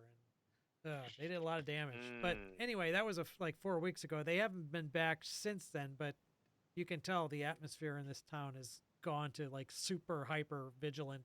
Yeah. Everyone's really touchy right now. Well, my companions and I, we kind of specialize in taking care of problems like that. Well, we took on. Yeah, so. Yeah, I'm sure if there's a way for the abbot to work you into the rotation somehow, and I mean, I know that we've got a few rangers to sometimes go out and take some of these guys on. So if you guys are out and about that way, you probably contribute a lot in that regard. But who knows? Like I said. Well, yep. Well, I say to the Oren, I say, well, I appreciate the info. Drink well, keep playing. I'm going to return to my companions for right now. All right, thanks. I'm going to keep on. Who knows? I may see you around this town. We may be here for a little while. That would be cool. And anytime you want to do another jam like that, we'll jam some more. Yeah. Cool. So, is our conversation with Maxine done? Yeah, that would be around the same time that you finished conversing with Maxine. So I'd like to go by myself and find out Miros. Is he still sitting at that table? Oh, he's at the bar. He's the bartender. Okay, I'll go up to the bar. Oh. Yeah, okay. He owns the place. So yeah, he's the owner of the. I'll go up there and So basically, how I'm gonna do this is go up and say, I'd like to talk to you in private for a few minutes. And Everyone's parents who are not dead take one step forward. Not so fast, Miros. There's some diplomacy. Real subtle, like. Yeah, it's like make a diplomacy check. Yeah, -50. Yeah, he says there's a little space behind the bar, not like right behind, and then there's a room, a back room behind the bar that you can. All right. So I'll follow Okay, him. yeah, he just takes you around the corner, and there's like a kind of a little curtain that he shuts, so he doesn't blot out a lot of the noise. But like I said, it's not raucously loud, so you can have a normal conversation. So Right. what's right. what can I do for you? Well, first of all, I have a message that was meant for your mother that was delivered to my father's house by mistake. So I need to deliver that, and we came from Nightstone. Oh, and your parents were killed in a giant okay, attack. then, yeah, you can And, see like immediately. Like at first, he's like, wait, what? What? Yeah. So, and then I kind of pull Relix out from under my cloak, What? and What? Oh. Wait, my parents are. My mother and father are dead. Wait, what? Yeah. Yes. We came to Nightstone for me to deliver this letter that was for your mother, and Oh, You might need to That- put Relix back in the that's- bag. that's Relix. you're allergic to the. Oh, Yeah. Are I'm you sorry. allergic? Yeah. If you, Relix. Yeah. Go back to the bar. Ah! All right. I let her Relix down. immediately kind of like snakes around your legs once or twice, and then heads out to the bar.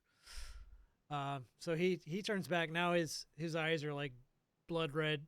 You can't tell if it's from he Right. started crying or because of the allergies. But he's like, wait, slow Right. down and back up. How did my parents die?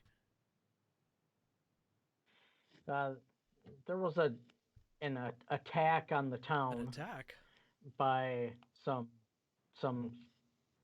like cloud giants. We're thinking a giant boulder basically smashed into their house, and we found them in the rubble. My parents So died from Ye- a ye- boulder falling on them. They yeah, pretty much. died from a boulder.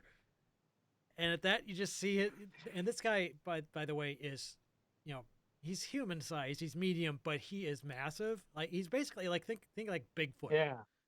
That's that literally how hairy this guy is. Yeah. And he's got this big shaggy beard and everything. And he reaches back, he rears back, and he swings. You can see the muscles in his arms just flex, like basically bigger than the gem that you got from the top of the altar. This guy's biceps. And he puts his hand through the wall of the inn all the way up to the shoulder. Wow. And this is basically brick that he just smashed through. Right. And he just throws his head back and utters the loudest shout you've heard come from a human body anyway. And all conversation in the inn just stops immediately.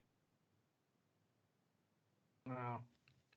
And yeah, I mean, the town is pretty much destroyed. I mean, I'm sure it took everybody by surprise.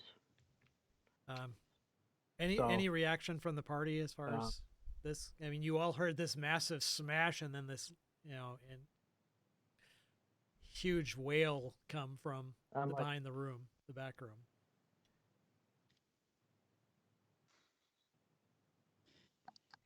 Not surprised. Okay, so no reaction. Yeah, Maxine actually looks up and shouts, Yeah. Miros? I head around and I say, we're okay. Miros, he doesn't look terribly okay, but he's basically Oh, standing right. with his arm still in the wall and his head lowered, and he's like breathing really, really hard. I kind of try to put my hand to comfort him, and said, your mother was like a grandmother to me. I grew up here, and then we moved to Waterdeep, and she used to send me letters all the time, and that's why I wanted to just come here in person to deliver this news. So after a minute or so, he calms down and he says, "So, you knew my parents?" Yes, we lived next door to them when I was a young child. Who was your father? I can't remember his name. I'd have to actually look it up, Okay. but I tell him his name. Okay. Yeah, he remembers your father, that his parents talked about growing up. So he has never obviously met you. You've never met him before, but Right. he obviously senses the connection there, and so he's calmed down a bit. He says, "Well, And I said, if you Go ahead. came here with the intent of delivering relics to me, that shows that you honor a family connection. Even though I'm afraid that I can't take relics in, I'm allergic to him. I'm hoping there's something you can do for him, but I have maybe that farmer can look after him. I'm deeply appreciative of your efforts, and I'm sorry for the outburst." And he kind of then looks around the corner and says, "It's all right, everyone. Just got some bad news, so go back to your drinking. Round of drinks for everyone on the house." And he turns back. Conversation kind of gradually, slowly starts up again in the bar. And then I hand him the letter as well. The letter is something I've got to find here. I think you posted it. To the Zelbrins? Yeah, Yes. letter to the Zelbrins. Yep. Yeah, you've got that. Yeah. Oh, so I hand that to him. Yes, I'm trying to And find then where it is. Sorry. Written by Quinn Nardrose. Yep, here it is. Okay, so It's in the handouts folder. Yep. Zindra. yeah, so that's the letter that you had already opened, and that's what you'd read. So that's the letter as it that you hand over to him. And he kind of looks it over. As he starts reading it, though, you see the letters actually start to shift and change. Oh wow!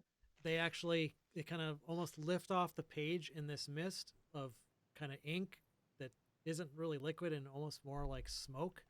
And when it's completed, they reform back on the page with the following text. I can put it on there.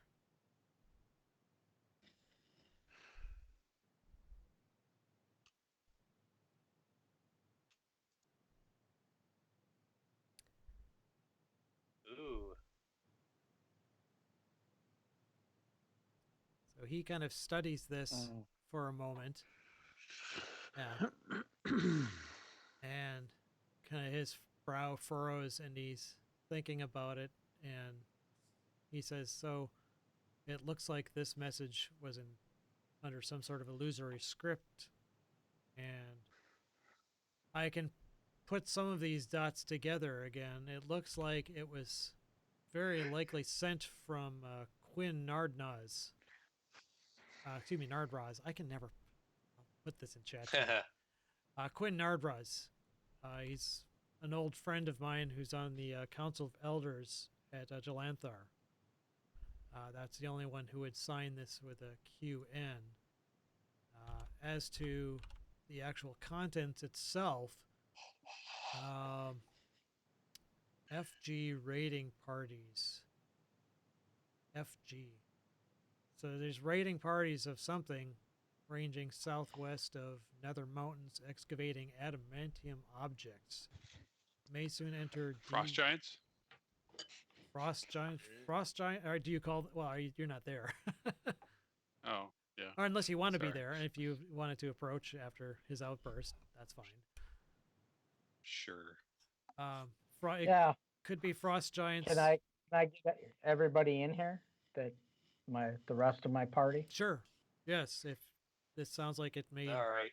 be something that would be interesting for you. If I could whistle, I would. Oh, boys, come on over. Yeah, FG, it could be frost giants or maybe fire giants. I don't know. Hmm. Oh yeah. Enter the frost giants. Actually, aren't they? Don't they like snow more than?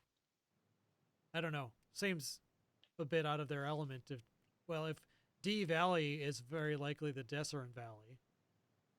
Warn ZW that TB may be potential ZW. Oh, I know. ZW, that's Zindra Winterbow. She's a half elf scout. She's a member of the Emerald Enclave. She lives in Tribor. Oh. Is that the lady we met earlier? Z? No, that was Z Lang. Oh, okay. Zindra Winterbow is she's a half elf scout. She lives in Tribor. And so it sounds like Quinn wanted me to let Zindra know that FG, either fire giants or frost giants or some kind of, very likely one of the two, are looking for adamantium objects, and they soon may be entering the Desserin Valley, which is right where Tribor is. Tribe. Yeah, I don't know anywhere where you're talking about on this friggin' map. So sure. Just to briefly point things out to you, geographically speaking. So you guys, Goldenfields is here. Tribor is to the north. Oops, I'm covering up my map here. Tribor is right there. And Tribor. Okay. Okay. Desern. Okay. yeah, the Desserin And Valley. where are the and where were those mountains that they referred to? The Nether Mountains. They're coming from the Nether Mountains. That would be up to the northeast. Yeah, they're up north. Up to the north. North. Oh, almost up past Silvery Moon. Yeah. Yeah, and yeah, Groot, you would know pretty much where the areas that you were talking. You've been around all over the place, and you know from. Oh, yep. I bet definitely. Yep. So that's what it Right. sounds like. It sounds like this note was meant for me to deliver this message to Zindra. Oh. But wow. I don't know why she thought I would be able to do this. I've got this in to maintain, and it's not like I can just leave at the drop of a hat. We've got problems here in Goldenfields that I have to take care of. No. Sounds like you need a hardy band of adventurers to help you out. Right. It does sound that way, yes. But certainly, yeah, this is nothing that I would expect any of you to help out with. But if you've come this far and would be willing to do this additional step, I mean, quite obviously your stay here is free now and forever. Oh, cool. Anytime you would need to come here would certainly be completely welcome, and I can make sure that you have any provisions or anything else you would need that I can manage to get a hold of for this performing this type of task. That's not just a little 2-day journey up to Tribor, but Right. Would anyone in town have a set of thieves' tools? That's a good question. Tell you what, let me see who I can lean on to get you stuff that you might need.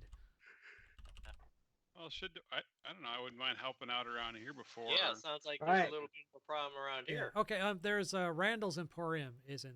Oh no, never mind. That's wrong town. I was looking at the wrong town.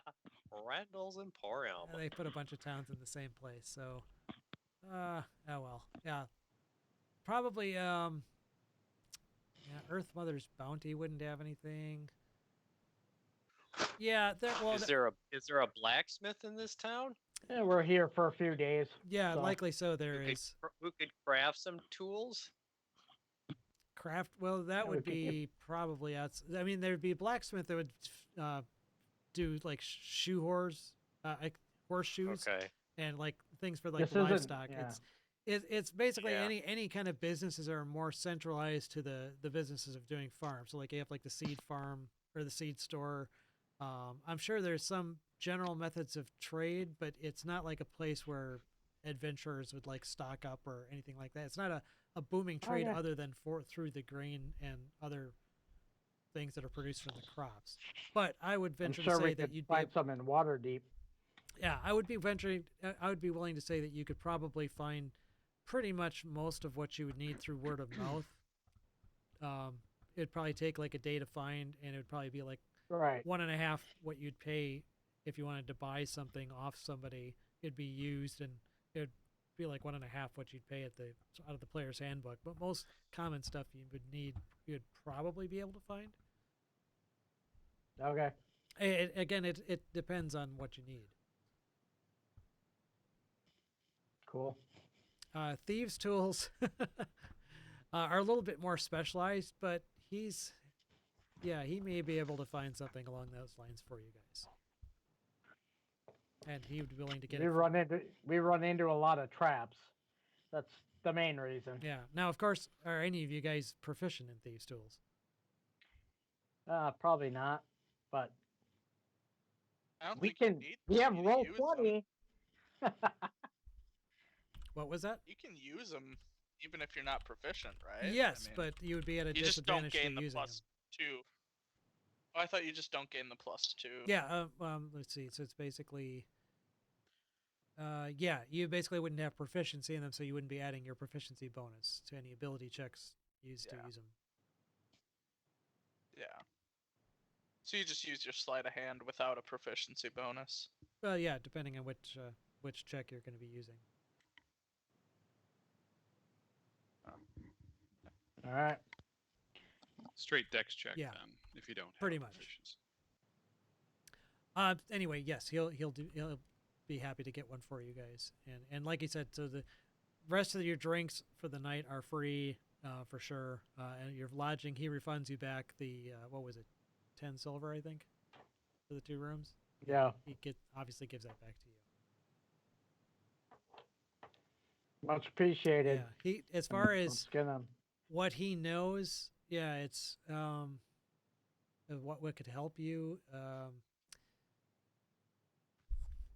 Yeah, all I can think is that Quinn knew that he lived in Goldenfields and that his familiarity with the Emerald Enclave might be able to get word to Zindra somehow, but he, All right. We have a meeting with them tomorrow, so. yeah, if you've got a meeting with the abbot, he may be able to assist in that regard. All right. We'll bring it up then. You also might try talking to Lifferless, the animated tree. Who? Yeah, you That guys sounds fun. didn't. You probably didn't see him when you were coming in the dark, but there's a grove of trees in the center of town. Here, let me Yep. shift back to Goldenfields map. Here, I would recognize that. yeah, Right? but he's an animated tree, so he may not have been immediately visible. But in that grove of trees, there's an animated tree there, named Lifferless, and during the daytime, he's often talking, and a lot of children like to gather around him, and like he likes to tell lots of stories about where he's been, because he wasn't always here. He came to town, and he's been around enough that he may be able to, in some of his stories, he may have some nuggets of truth to be able to relate to you. He wandered into town as trees are wont Yes, to do. well, he's animated. He was brought Yes. He told me. I remember him saying something once about he was raised by a druid or animated by a druid, or awakened is the word I think he used. But the druid awakened him. Groot, you two gotta talk, man. We do.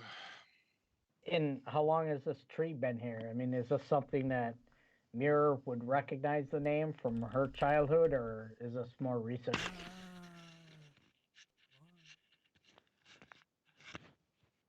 You know what?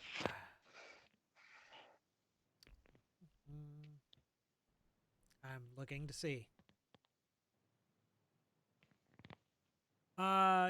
He wasn't around when you were growing up, but Okay. he has been around himself. I mean, he's been awakened for Right. quite a long time ago.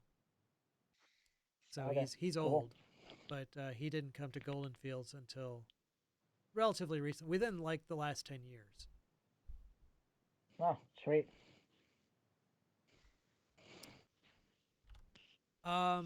So yeah, that's about it in terms of what he knows and where he can direct you. He doesn't know Zindra well. In fact, it's mainly just from reputation. But he knows that she's a female half elf. She's a scout. She's a member of the. Keep want to calling Elder Elemental. It's not that. Emerald Enclave. Emerald Thank Enclave? you. EE. Emerald. I abbreviated EE, and I always get screwed up with Elder Elemental because I played Return to the Temple of Elemental Evil before. Anyway, sorry. Yes, she's in Tribor, and she actually often offers her services as a wilderness guide, so she should be relatively easy to find. Okay. And half elf, you Yes, said? female half elf. All right. Got it. And where was that Quinn? Quinn is an old friend of Miros's. He's on the Council of Elders in Jalanthar.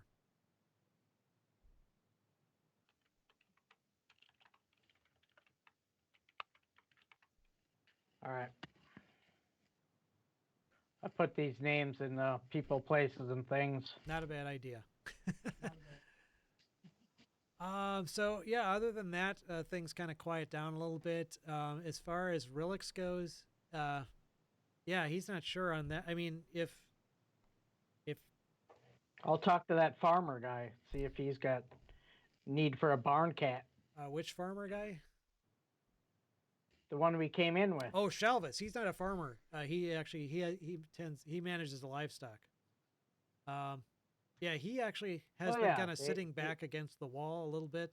Not against the wall. They have barns and stuff. Yeah, he said, I'm not sure what I would do with a flying cat, really, but I'd be more than happy to take care of him.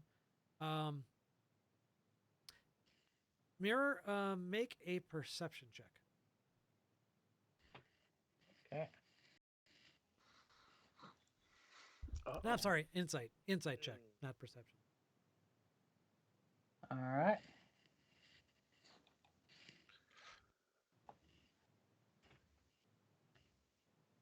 Okay. You notice hasn't come through yet. I'm gonna take your word for it because Roll20 is slower than dirt right now. Sure. You notice that Rilix actually kind of seems to back away from him a little bit. Okay. You just kind of get this impression that Rilix doesn't want to be. He doesn't really care for that idea all that much. And he actually kind of intertwines, like kind of goes between your legs back and forth, like cats do, but like he's kind of signaling to you that. All right. I'll pick her up again. I just say, I think she wants to hang with us. Oh, that's. I can talk to her too. I can ritual. Yeah, we can do that. Oh, yeah. We can do that in our room, maybe. Yep. That sounds good. Yeah, no harm, no foul. Oh, I was gonna buy you guys a drink. Well, he already did, I'm assuming, at some point. But help. Yes, you were. And actually, it's kind of. You can buy us another one. Though. Yeah, and it's. Well, I was gonna say you guys get drinks for free, but he doesn't know that, and it'll be more money to Right. Miros. So hey, That's right. he does buy you guys another round, and then it's about 11 o'clock. Oren winds up his set. He is now like super drunk, and he like tries to put his lyre away, and it like falls over, and he's like, "Oh shit, okay." Anyway, that's it for tonight, ladies and gentlemen. Thanks for the show. I'm gonna go out and walk in the field and throw up. He stumbles out the door. Have Yeah. fun. Mira says, "Yeah, he does that every night."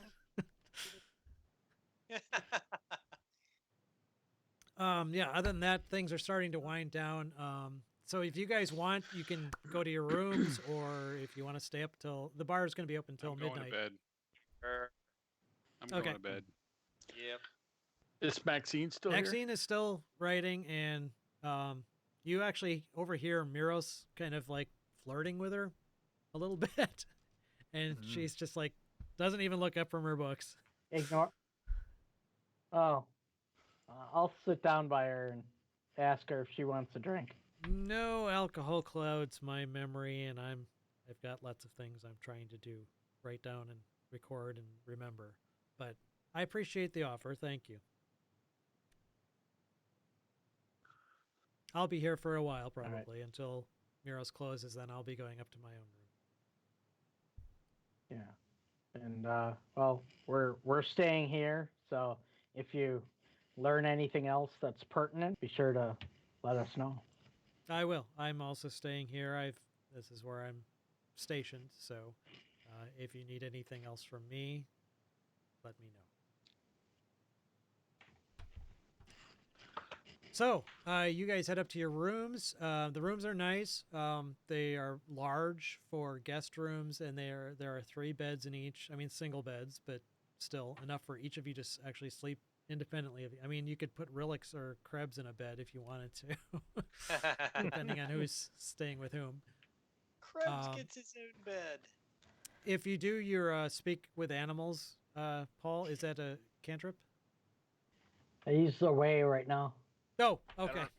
I think that's a regular. He said something about ritual casting it, so I Oh, don't doing think it a it's ritual. Yeah, if cantrip. it's a ritual spell. Yeah, I'll wait for him to come back then. Right. Yep. Otherwise, is there anything else you guys want to do in terms of arrangements? I don't have a map of the interior of the inn, so you can split up however you want in terms of separating rooms. I'll crash with Groot.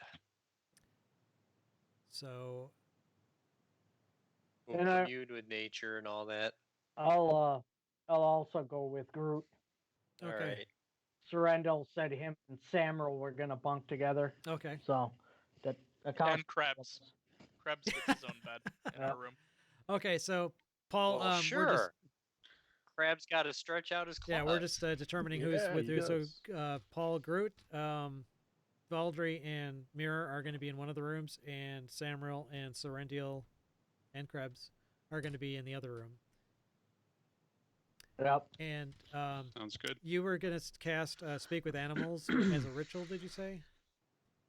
Okay. Yep. So if you do that, you're able to communicate with Rilix, and it's kind of up to you because he's never really sure when you're able to talk to him or not. He doesn't quite get the whole magic thing. So the question is, do you want? We're asking if he wants to still stay with us. We're going to be going into some dangerous areas, and if we found him a home, would he be okay with that? He says, I've had a quiet life and it's been good, but it's also been sometimes limiting. Traveling with you has broadened my life and broadened my vision, and I've actually found your company quite stimulating. Well, there I you would go. I would enjoy traveling Dude. with you further. You He's are one more of than welcome us. to travel with us. It's just going to be dangerous, and if it's your choice and you want to do it, then cool. More power to you. Life is dangerous. Go cat. Okay. Go I cats. could have been Cat power. killed by that boulder that fell on my family. So Yep. Okay. any one of us could go at any time. So why not make the most of it? Dude, you're one of us now. I tell him. I give him. hey, if you want to chat with us or you want to impart some insight or talk, we can talk in the evenings. If I have time I can cast the spell. I can talk to you. If you have something that you really want to talk to me about, you can, I don't know. Give me the little kitty sign or something. Give me a little like kitty sign. Do Go this, between, whatever. go between his legs and do the spinny thing. Do the spinny thing and 3 times and do a backflip, and then I would know that we need to cast. Bring us a dead mouse. Well, that's I I worked guess out some kind of signal. yeah, that's fine. Yeah, he can certainly remember that. And his only trepidation is that he's not the biggest fighter. I mean, compared to what you we don't guys want can you do. to fight. That's all right. But he hopes that at some point maybe he can prove his worthfulness in terms of helping out if there's. He can fly. If you need somebody to fly somewhere for you, I'd be happy to help in that regard. Well, hopefully I'll be able to do that soon too. Awesome. Now I'm going to go hunt some mice, I think. If you don't mind. I'm going to go to sleep. I'm tired. Okay. So you guys are going to go to sleep. Anybody else going to do anything before turning in for the night? Yeah. Time to go to sleep. Okay, good. So nothing else before you go to bed. Okay. No. So you guys go to sleep. The beds are comfortable. The temperature is pretty mild. And outside it's pretty much quiet up until the point when you start hearing screaming coming from out the window. About an hour later. Crap. And you hear shouting from outside, "I'm going to take the doors!" Is that bad? You're all woken up Is by it a it. bad scream or is it a bad scream or a It doesn't sound scream? well. It sounds like kind of both. We open the window and yell, "Shut up! People are From sleeping." outside, you hear clearly Oren's voice shouting, "We're under attack! To arms! To our we're under attack!" Not my little buddy. Okay, I guess I'm going to go down and I'm going to find out what the hell's going down. Okay. Yeah. Does anyone sleep in armor that they need to don? I do not. Heavy armor, I mean. I've got medium armor. Mine's hide. I don't know. Yeah, mine's studded leather, so how long does that take? It depends not on the material. No, I've got scale mail. It depends not on the type of material, but on whether it's light, medium, or heavy. Oh, okay. Light is one. I have and it also depends on whether you don it, which means you put it on properly, or doff it, which that's taking it off. Putting on light armor is 1 minute, medium armor is 5 minutes, heavy armor is 10 minutes. What's studded leather? Is that medium? I will Studded not. leather's light. Oh, fine. Mine is medium armor, and I would not probably sleep in that. So. Yeah, because that is what would affect you getting a good night's sleep. Eventually, you start picking up. So I have to don it. Okay, so you're going to spend 5 minutes putting your armor on. Yep. Anyone else? Don has to don it. Yes. Don has to don.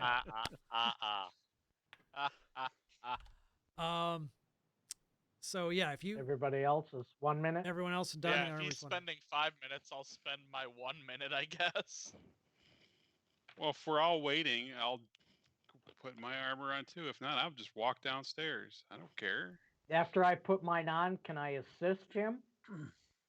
Does that cut the time down? Not really. There's no rule for that in 5e.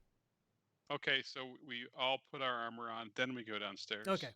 Yep. Yes. So 5 minutes later, you come downstairs, and yeah, by that point, actually, while you're putting your armor on, do you leave the window open while you're putting your armor on? I'm assuming. Yes. Okay. Yeah. Yeah. You actually start to hear what sounds like the sounds of combat coming from the town square, and some fairly alarming noises. And okay. Actually, amongst them, you hear like big thuds, like boom, boom, boom. Okay. And some bestial cries. You definitely hear what sounds like might be the sound of goblin shrieks and yells. Lots of human voice or other humanoid voices raised in pain or alarm. Yeah, it sounds like something big is going down. Let's go help. Yeah. So, yeah, Miros has Orin. When you get downstairs finally, Orin and Miros has Orin basically on the against the wall, and you see Orin is got kind of a gash on his side of his head that's bleeding, and he looks like his hair is all disheveled, and he just looks like he's in shock. And Miros looks up at you. Says, he just came in, and he said that the town's under attack, and I can hear it now. Would you be able to help us? Yes. Yes. Bet. Yes, we can. Yes. As I Okay. fling my cape around with a flourish. Da, da, da, da, da, da. So, Such a flair for the Yes. dramatic. I know. It's very charismatic. It's my idiom, my idiom. Yes. Idiom. So okay, we're about to start a rather large battle that could take quite a while. How are you guys feeling about that? Do you want to start that tonight, or do you want to start that at the beginning of next session? I don't care. Yeah, I got nothing else to do tonight. Are you ready? For that? Let's see. Die potentially or go help. That's the spirit. Let's get another drink first. Yeah, that's right. Let's get right One pissed for the before road. we do this. All right, we will give this a shot.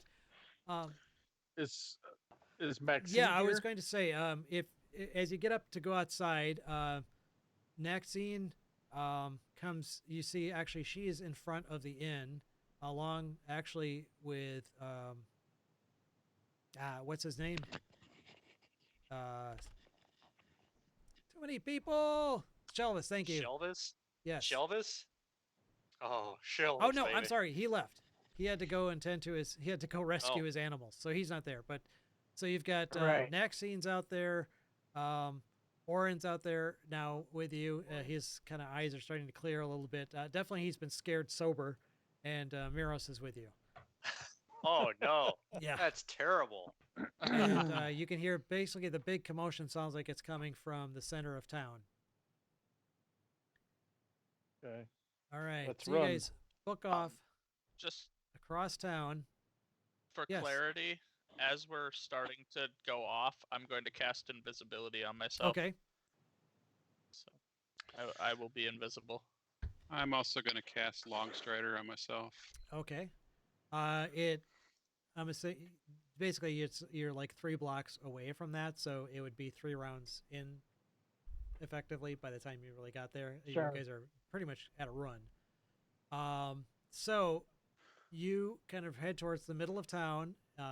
Really takes you not much more than about 20 seconds or so to close that distance. Along the way, you do see that there's some townspeople. Looks like they've been wounded or hurt in the ground, laying on the ground, motionless. Looks like they've got slashing injuries on them. Assuming you don't try to stop at that point, or you keep moving.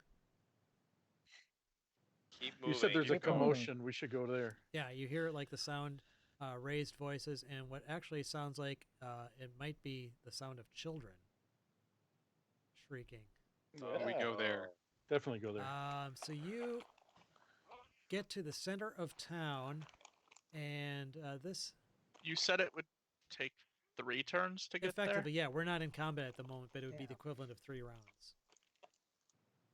Well, because I can hand out Bardic Inspiration as an action, and so I'd want to give it to a couple people. If it's 3 rounds, I can give it to 3 people, so, kind of thing. Well, invisibility would. What I'm saying is that you basically have the equivalent of Invisibility. 3 rounds worth of action. So if you go on to cast invisibility, you could then do 2 bardic actions if you wanted. Okay, well then I'll give a Bardic Inspiration to Valdry and Groot. So you guys each have Bardic Inspiration you can use. It's a D4, right? I think at this level it's still a Yeah, it D4. depends on level. Okay. Let me double check, but I think it's a D4. And actually, let's take another break here because I need some more water, and this is going to be a bigger battle. So let's go to break quick. And All we'll right. resume. Then I must take a bathroom break.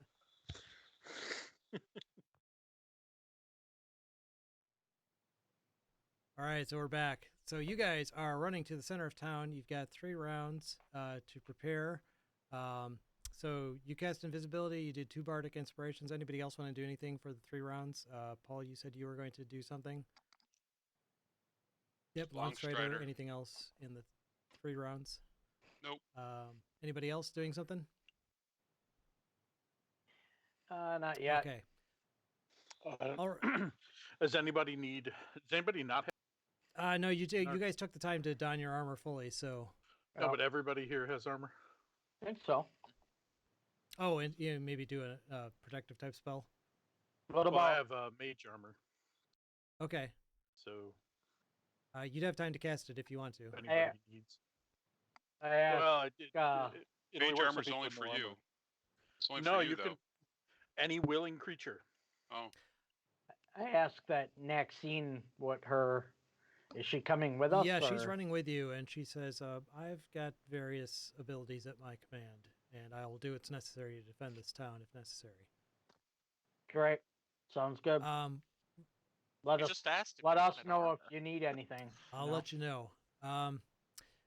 Otherwise, Rilix actually is probably going to stay at the inn. It sounds like this is going to be a big Okay. battle, and he's not sure how Good effective he's idea. going to be in terms of combat. So I think he's going to hold out for this particular round anyway. Are you taking right. Krebs with you? You kind of need Krebs for. He's like your Yeah, familiar, right? I am. Yeah. Yes. So. He has to stay within a certain distance of you, Right. doesn't he? Or No, he can get. I can only communicate within a certain distance. oh, okay, that's Yeah. what it is. Okay. So you guys, okay, Don's here too. So, Don, anything you wanted Yep. to do within the 3 rounds, before you make it to the center of town? No, I don't think so. Okay. Nothing that I need to do. So, Just so you know, Don, you get a D6, not a D4. Oh. Okay. Excellent. That's a one-time use. Yeah, one time within 10 minutes, and you can use it on an ability check, saving throw, or attack. Okay. so after about 18 seconds roughly or so, you guys reach the center of town, and you emerge into. It's like a big town square that's in the center with all these buildings kind of facing it in the center. There's various wagons dotted about there. There's like what looks like a big kind of campfire. There's a grove of trees to the southwest, and standing at the front of that grove of trees, you see what looks to be a tree that is, well, animated. A larger tree that has its branches down protectively in front of what looks like a group of children that have gathered there behind it protectively. And between you guys and this grove of trees across in the middle of this common, you see a large group of creatures. And I will reveal them here for you. This is going to be on the right-hand side. If I can do it. Why are children out at midnight? Is this the hood? No, this is the town square, but this is It's the village of the Yeah. damned. and dotted actually all around the place. You see actually adults that have been essentially taken out. Bodies of Sure. yeah Okay. townspeople, some of the guards, what looked like people that might have been acolytes from the abbey. The enclave. Yeah. And in front, basically between you, you guys have emerged from the north in this town square, and you see there's 2 ogres, what look to be 4 bugbears, and a bunch of goblins dotted about. And this group of monsters are advancing towards the tree, and one of the bugbears kind of snarls out in common, "You two, go get the biters.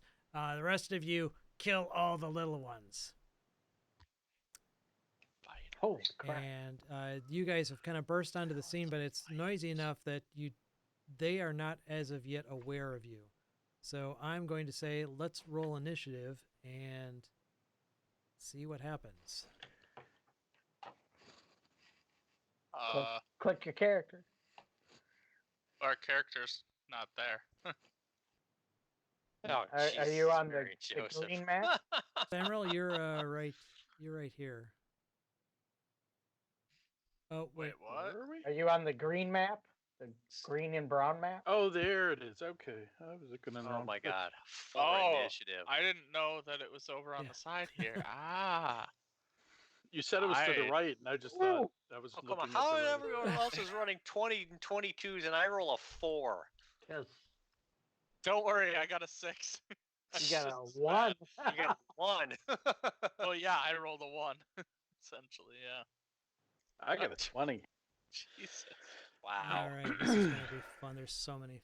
There, next scene's with us. The sucky. Okay, so I'm trying to roll for these guys here. Let's see, and so now we've got. I gotta do all these freaking monsters. So we've got these ogres. There. You just kill a few.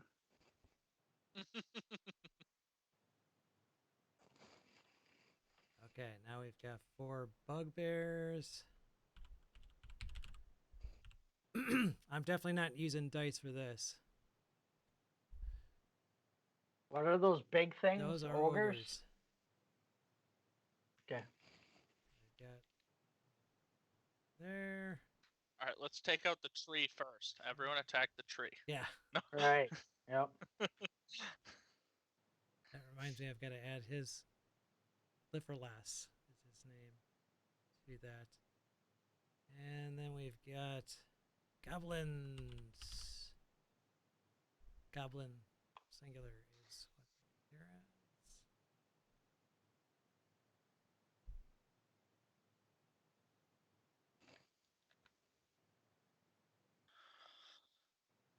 And of course I didn't number these guys. Let's see how Roll20 handles this.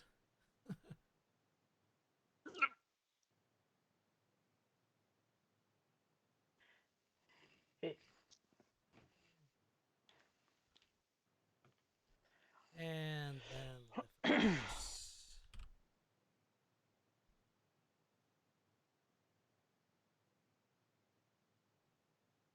Okay. Wow, great big initiative order here. Let me sort.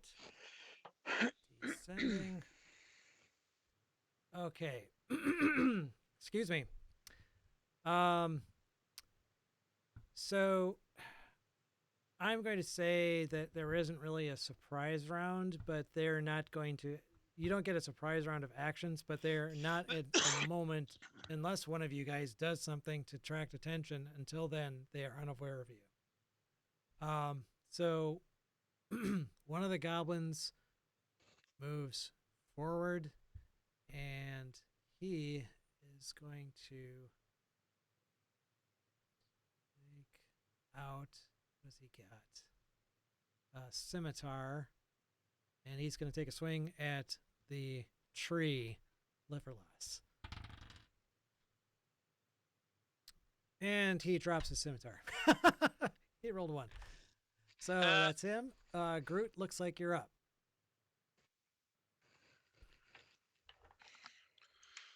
All right. What do I want to do here? I definitely want to announce my presence. So, Eh, I think I will do the old standby. you gonna rip a belly button ring out again? Yeah, that's my goal. Oop, he's a little big. Oh yeah, this is double scale. Hang on, I'll size him to about half that size. I think that would be about right. So you would basically be where you are now. I'll put your guy over here. Yep. So you transform Okay. into a dire wolf. All right. You should still get a move after that. Yep. So who? Actually, that's Oh, my bonus. bonus Okay, action. cool. So who was the bugbear that talked? The bugbear that talked was that guy. Oh. Okay. Well, I'm going to go right after the biggest guy I can see, and I'm going to run up and bite him in the ass. Nice. You run up behind this ogre, So I need to. totally taken by surprise. I'm going to. Let's see. Hopefully, this shows up for everybody, and it does Oh, not. it's a And I roll a 1. Oh, He doesn't even know I'm there. You transform into a wolf, run up behind him, and try to bite him, and he's like, He moves Yep. at the last second. yeah, he just kind of steps out of the way and doesn't even notice you're there. Well, I'll make a perception check to see if he notices you. Yeah, he's an ogre. He's completely oblivious to you. The bugbear off to the side, I'll see if he noticed. Yeah, actually, he rolled fairly high in his perception, so he noticed this dire wolf come running up, and he turns around and he goes, ah! So he moves forward to attack you. He's got, let's see, it looks like a morning star, and he brandishes that and steps forward and takes a swing at you with his morning star. 7 misses pathetically, so no problem there. Surrendil. which one?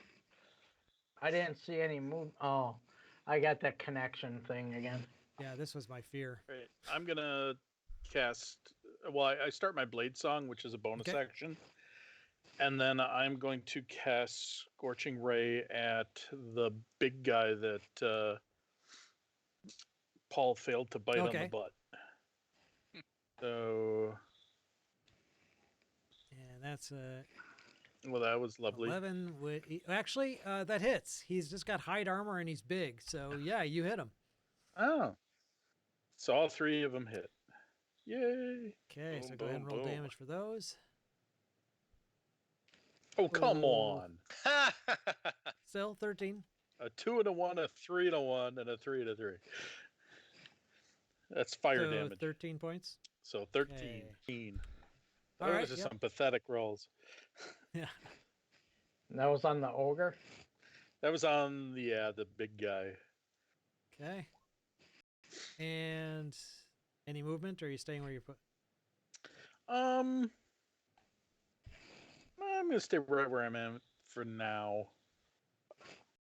Okay, mirror. All right. I'm gonna stay where I'm at right now, and I'm gonna unleash an arrow at that one because he's been damaged The ogre? already, right? Yes. Yep. Okay. So I get that Colossal Slayer bonus if I hit. Yes, 17 definitely hits. All right. 14 Okay. damage. Nice. There you go. Yeah, he howls in fury. Okay. And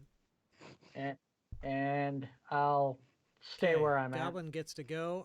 One of the goblins off here, he runs off. He basically takes off, and he Uh-oh. actually dives into the trees and attempts to hide.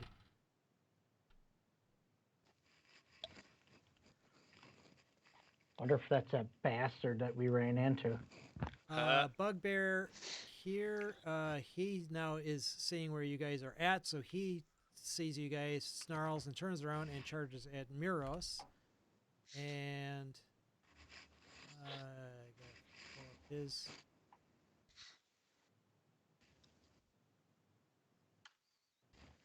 Gotta love when there's a million NPCs to deal with here. He's gonna swing with his Morning Star. God, another 7. He actually missed. Miros, by the way, is unarmored at the moment. But he's also kind of hulking out too, so it looks like he's not completely at least not he's not great on the defense side, but he's looks not too bad on the offense side. So unfortunately the bugbear misses. One of the other goblins, he moves forward That's going to be enough movement to just basically take a dash, so that's all he can do. Lifferless, the animated tree, he is trying to defend this group of screaming children who are stuck behind him, so he actually makes 2 slam attacks.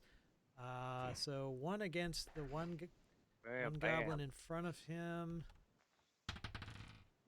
Oh yeah, holy shit. Yeah, 24. He hits.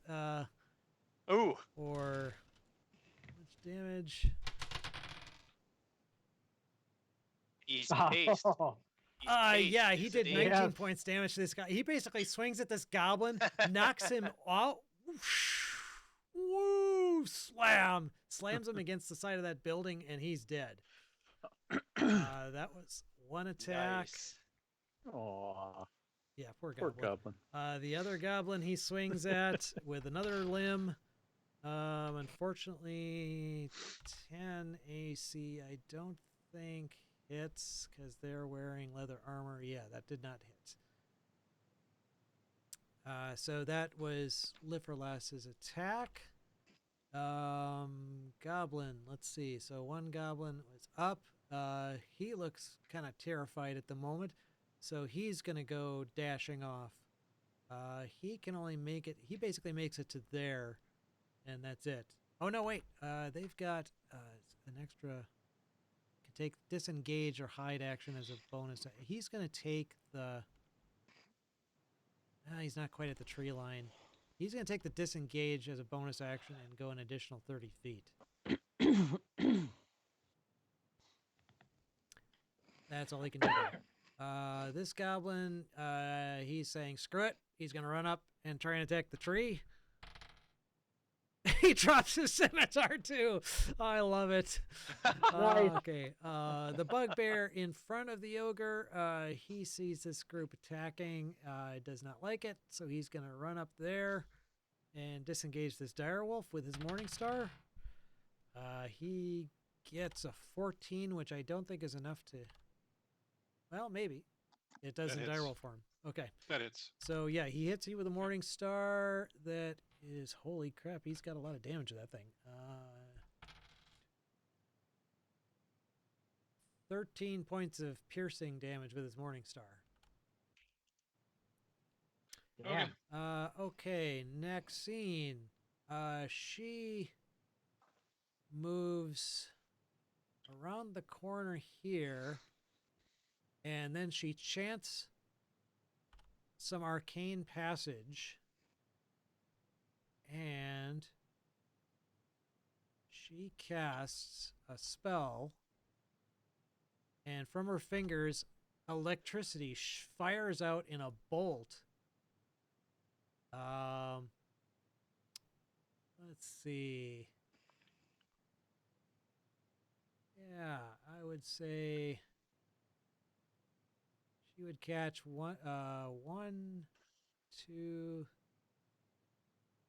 two of the bugbears and the ogre, barely missing the direwolf. It's basically a lightning bolt. And so they need to make saves. What is her DC?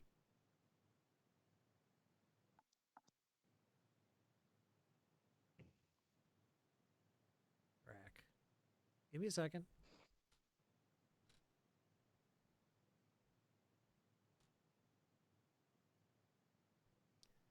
Yeah, okay. So, oops, wrong dice. So the first bugbear made his save. The second bugbear made his save. The ogre got a natural 1 and failed his save. So Ooh. that would be standard.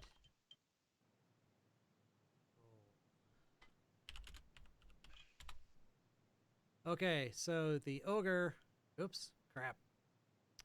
Wrong pointer. So the ogre takes full Barkley. damage. The bugbear takes 11, and this bugbear takes 11. Okay, goblin. This goblin, he's going to run up there and swing. Ooh, he actually hits Litherless with his scimitar, which does 6 plus 2, 5 points of damage on the tree. And we've got the ogre now. Okay, now the ogre is aware of what's going on now that his buddies have. So he turns around and sees the dire wolf in front of him. Oh, want to pet doggy. He has a great club that he takes out and swings at the dire wolf. He hits 19, which I believe would do the trick. Yep, that hits. Damn. So he, with his great club, Damn. does 12 points of bludgeoning damage. Okie dokie. And that was his turn. Ouch. God, there's a lot of combatants here. This goblin, he's going to move over here. That was pretty much far enough so that he had to dash there. The bugbear who shouted out for the others to leave, he runs up to Mirror, and he's going to swing at Mirror with his Morning Star. He swings for a paltry 9, which I doubt would hit you. Nope. Okay, one more goblin here. He's also going to move up to Mirror. Miros, and take a swing. He drops his scimitar. Boy, these goblins are skillful. So we're up to Samuel. All right. I'm gonna go up to this guy, and I'm invisible. So do I have like advantage or something? Yes. On this Yeah, attack? he I'm would not be sure pretty much how that unaware of you, works. so you attack Okay. it with advantage. Yeah. So Oh, 19 hit him. Imagine Nice.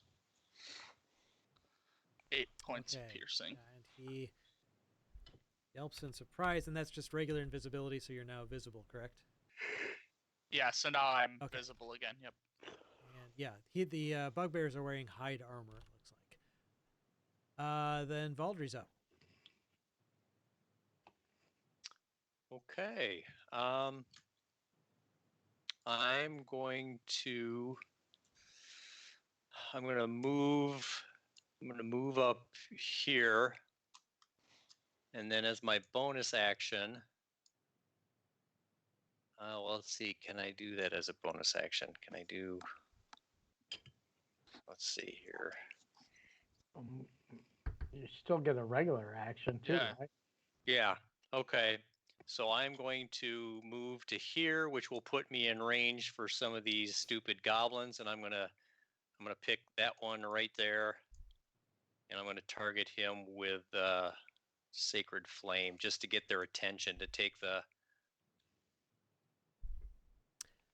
Okay, DC 13. So DC dex 13, save. yep. Goblins are actually fairly dexterous, but he only got an 8, so he failed to save. 7 points is... So he takes 7 All right, radiant. you actually consume him in Secret Yep. Flame. He dies.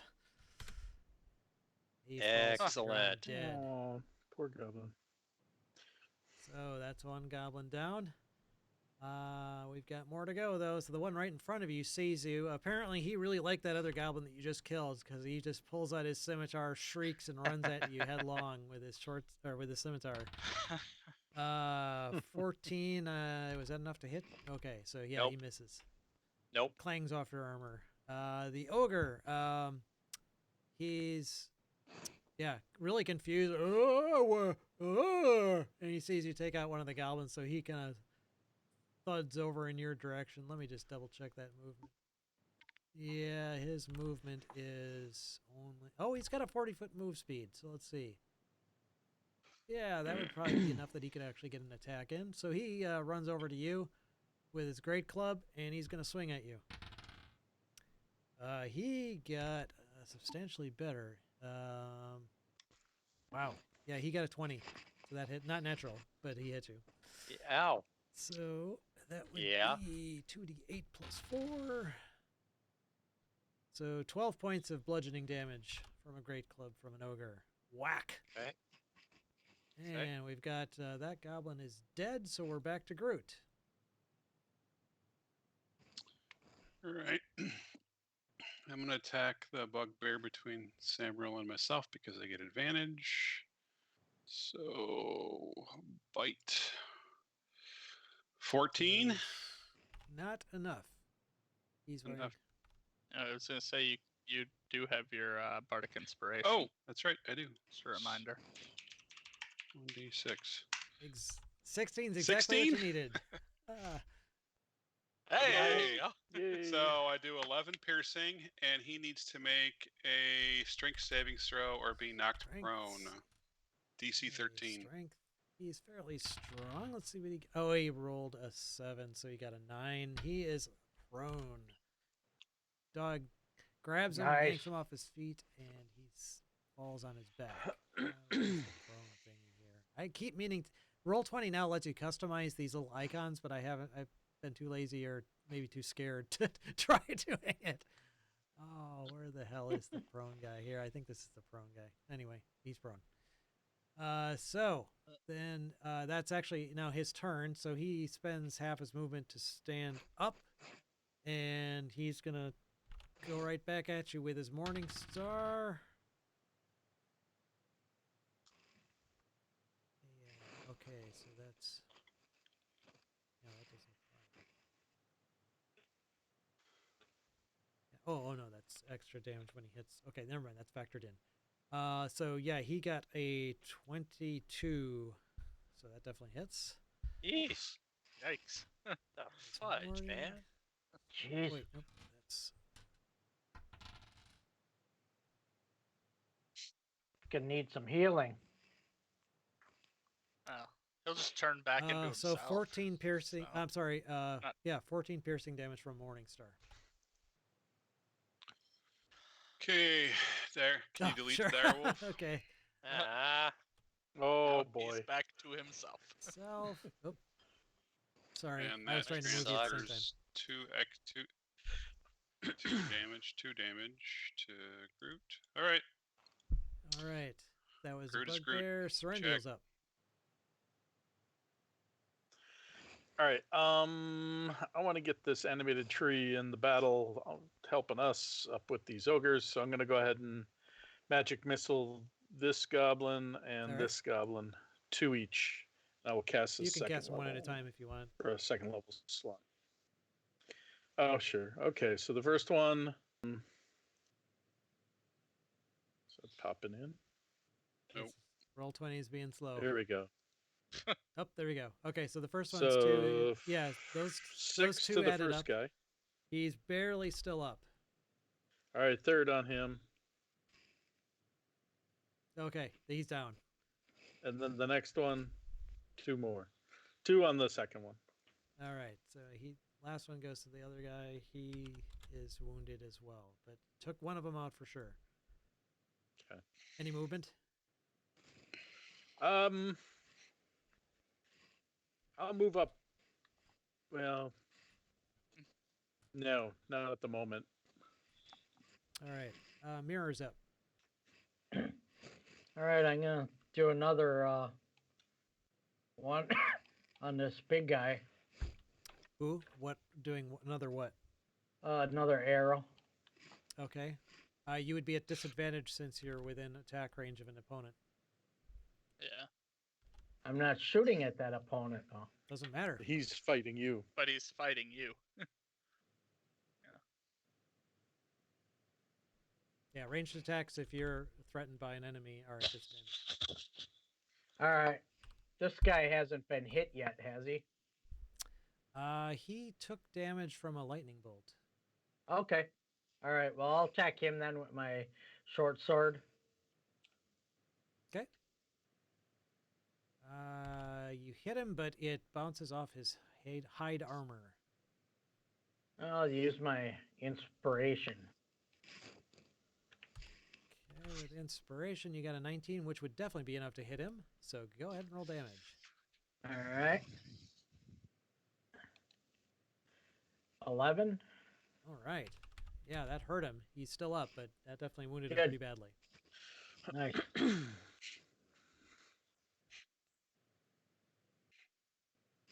Okay. Yeah, stay there. Yep. Okay. I'm done. All right. So Bugbear, the one on Miros, he's gonna attack Miros again. This time he's gonna hit with his Morning Star. And Well, what did he roll? he rolled a 19. Okay. Miros' AC is very low. And he did 13 points of damage on Miros. So yeah, the Morning Star gashes across his Miros' chest, and he kind of howls in fury. Goblin, one of the goblins on Liferless keeps trying to chop down the tree. Ooh, he got lucky. He definitely hit with one of his attacks for another 4 slashing damage on Liferless. Trying to chop down a tree with a scimitar. Liferless in return is going to do his attack with one of his branches. Oh yeah, here we go. Oh yeah. Where the hell is his stat block here? I keep forgetting. Does a shitload of damage. Yeah, 3d6 plus 4. Paste. Goblin paste. Yeah, let's see. Oh yeah, 10. Yeah, okay, yeah, another one goes splat. The one that just hit him. He is dead. And the other attack on the other goblin in front of him, he got unlucky again with that one. So the second one misses again. So that leaves. Okay, the other goblin that was running, he finally makes it into the woods and hides. This goblin is dead.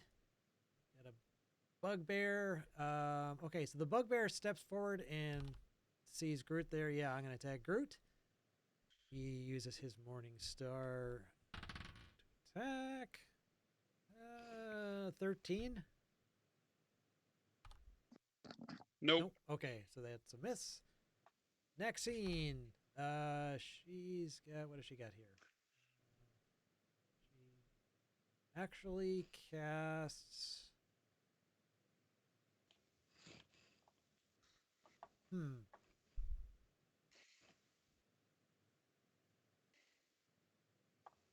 No, that wouldn't be good. She's gonna cast Magic Missile. All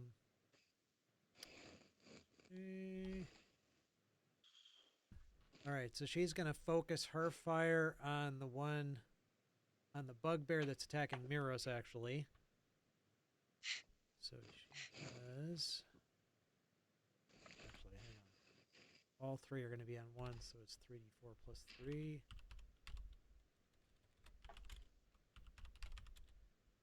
13 points of damage to the bugbear. And goblin here is dead. So we've got the ogres. So the ogre in front, he's still focused kind of single-mindedly on Groot. He swings at Groot. Oh boy. Yeah. 21 to hit.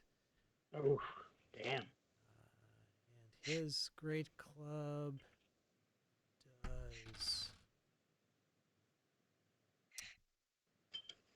10 points of bludgeoning damage. Okie dokie. Goblin on Lifeless swings. Hits. He does another 4 points of damage on Lifeless. The other bugbear on Mirror swings at her. 19 hits, I assume. Yep. Okay, so the Morning Star does 7 points of piercing damage. 7? Yes. Okay. The goblin on Miro swings a scimitar. Frickin' drops it again. And Samrel's up. All right, I'm going to attack the bugbear in front of me. Oof. Not quite, Gonna unless you miss. got. Yeah, unless you want to use your inspiration to re-roll. Yeah. I'll just take a miss. Okay. And then as a bonus action, I'm going to cast Healing Word on Groot. Thank you, sir. So 7. Cool. So Baldry's up. Awesome sauce. Okay, I am going to attack the ogre in front of me with inflict wounds. Ooh. Nice. I Ooh, guess that damn. would hit. Woo! Yeah. Yeah. Wow. Ripped out his nipple ring. Pretty much. You Oops. just gotta click the words in chat there. Oh yeah. What? There we go. Cast it first. Oh, not first level. Dipshit. Oh, fifth.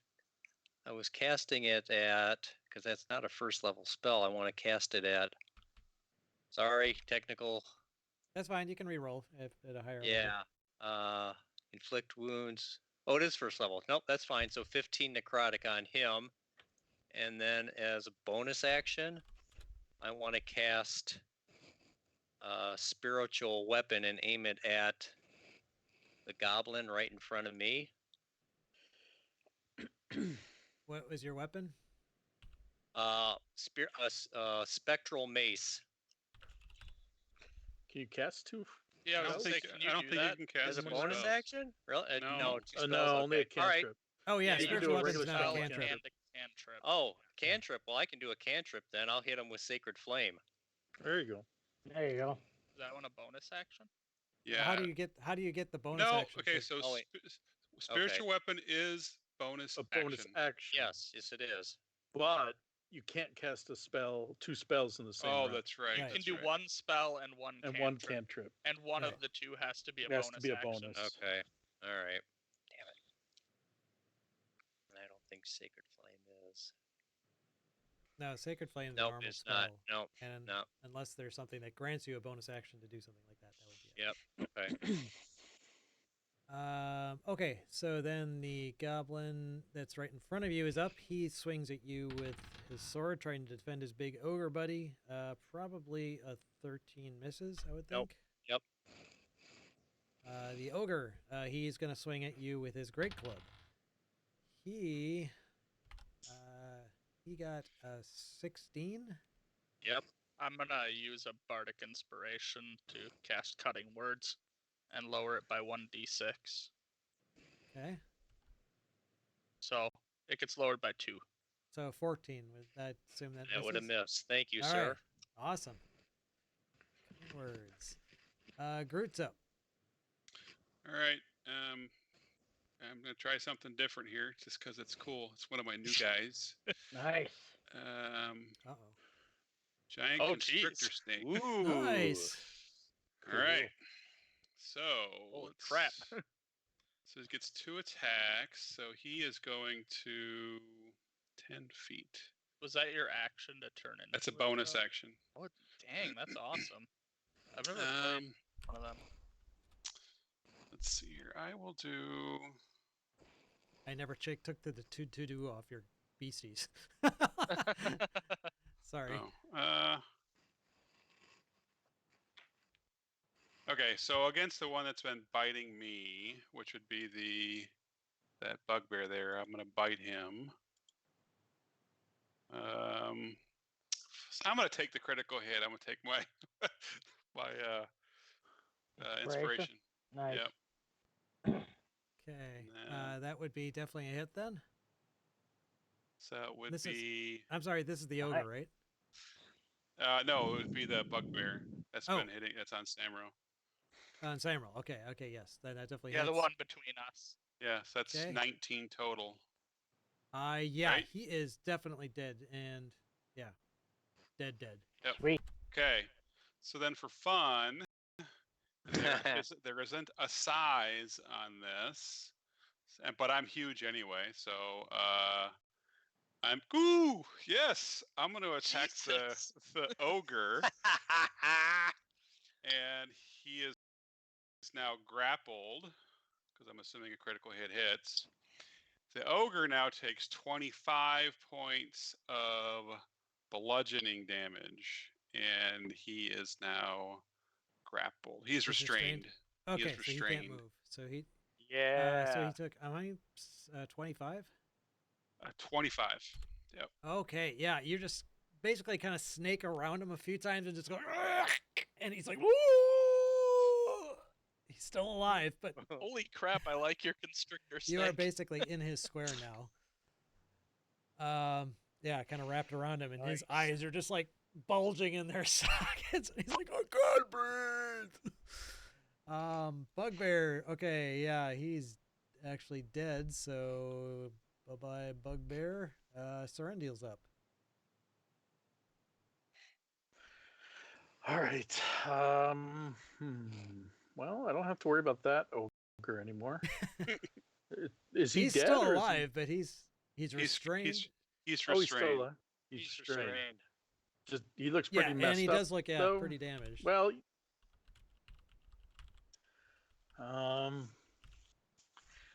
you look like you have it in hand, though, Paul. Or Yep, in I do. scale. All right. That bugbear. as Yeah. it were. I'm going to use then a regular magic missile on this other goblin down here by the tree. Okay. I'll hit the big ogre. What is going on? Yeah, Saw he's 3. dead. Actually, 8 the total. first two killed him. Actually, the first two that's killed it. him.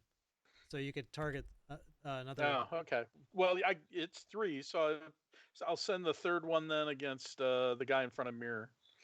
So the last 2 points go to the bugbear? guy in front of Okay. Mirror. Sweet. Yep, he's still up, but he's definitely looking pretty bad. Okay, any move? All right, No. Mirror's up. All right, I'm gonna attack the same guy with my short Yeah. sword once again. That definitely hits. Nice. Oh yeah, you take him out. 10. He Sweet. drops to the ground. So actually, there's only one bugbear left. Bugbear. Any movement? There's 2 of them up there. Oh yeah, I'm sorry. There's Yeah, no he was bugbears. partially blocked. He's Yep. standing north of the And, ogre. and So if no movement, then I would go on to one of those bugbears. Yeah. now I'll engage that guy. What do you mean you'll engage him? You already had your action. Yeah, but I didn't move. Sure. Yeah, Yeah, you you can can move move up up to to him. I him, just didn't right? understand what you meant by Yeah. engage. Okay. Yeah. Yeah. Trying to draw his attention away from Groot. So. Okay. Okay, so the bugbear on Miros is going to swing at him again. He drops his Morning Star. Goblin is dead. Okay, live or less. He's gonna, because there are all these kids behind him. He's gonna stay put and make sure that they're safe. He does.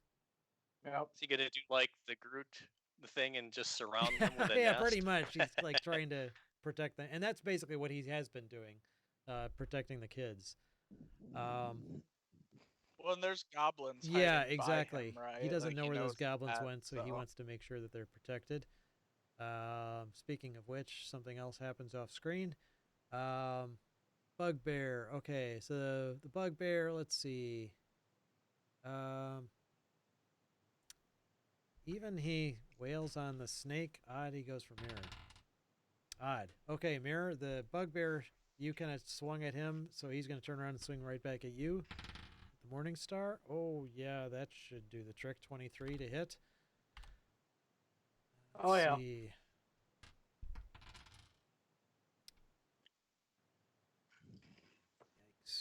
14 points of piercing damage from a Morning Star. Ooh. Yep. Right. Maxine is going to, let's see, she have another. That's magic missile seems like the best option there.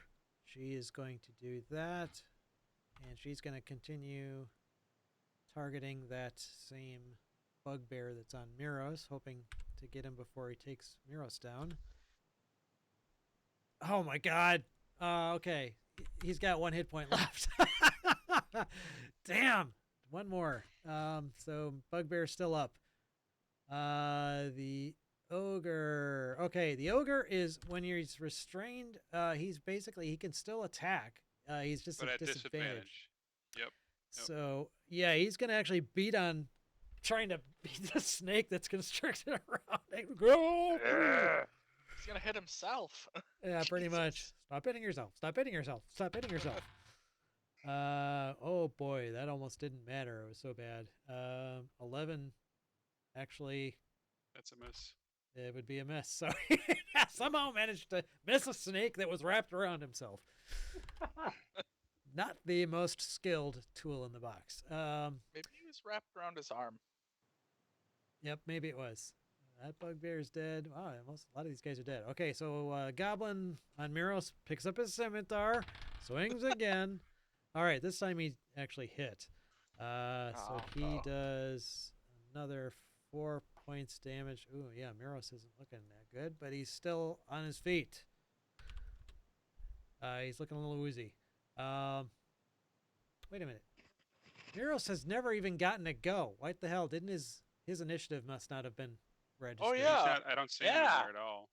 Yeah. Right. Sam. Yeah, he has. Yeah, He's 'cause been very He he should has attack stoic. 3 gone. times. He should He attack 3 should've. times in a row. Huh. Frick's sake.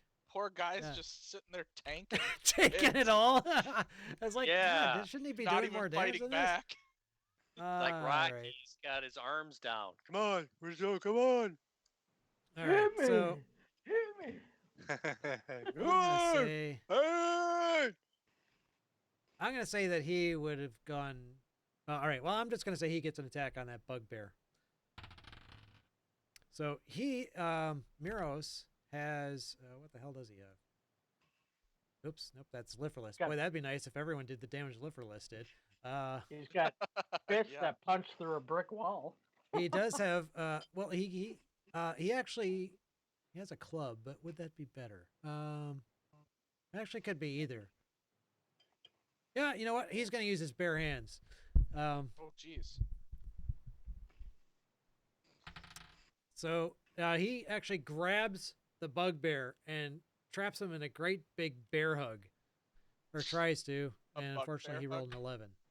Okay, never mind. So his turn is going to be on 3. His dex is better than the goblin. So Samrel's up. All right. Let's see how far. Yeah. Oh, okay. That's super close.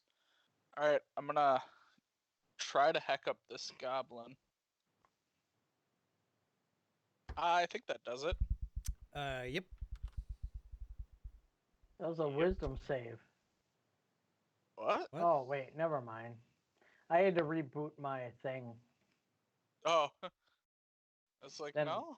That and it was just on yours for some reason from earlier. Oh. That was Okay. a long time ago. Is That was weird. is he I've been dead? having a reboot because I keep getting those errors. Yeah, roll 20 is probably overwhelmed. 10 piercing damage from your rapier basically goes right through the goblin's skull, and it kind of slides bonelessly off the end of it, dead to the ground. Okay. And then I'm gonna step up and like take his place, basically, like step over him and move into the range of the So ogre. you're gonna attack Valdry then? Oh, not Wait, what? not Wait, his what? place in the combat, just his place in. Sure. Yeah.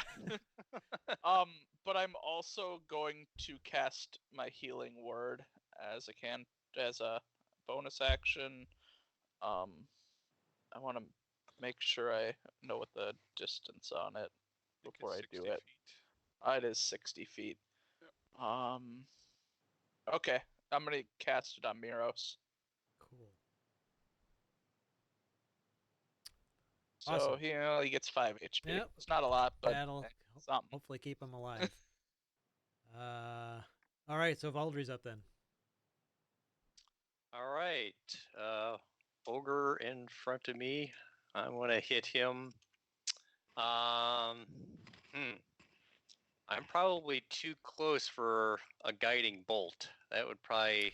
I'd get splashback on that probably, huh? That's more no, of a it would ranged be attack, and you would be at disadvantage. yeah. Yeah, You wouldn't get yeah. splashback, but you'd be less of a chance to succeed. Yeah. All right. Let's hit him with inflict wounds again then. Worked last time. Ooh, Not this time. 8. Not. He's got 11.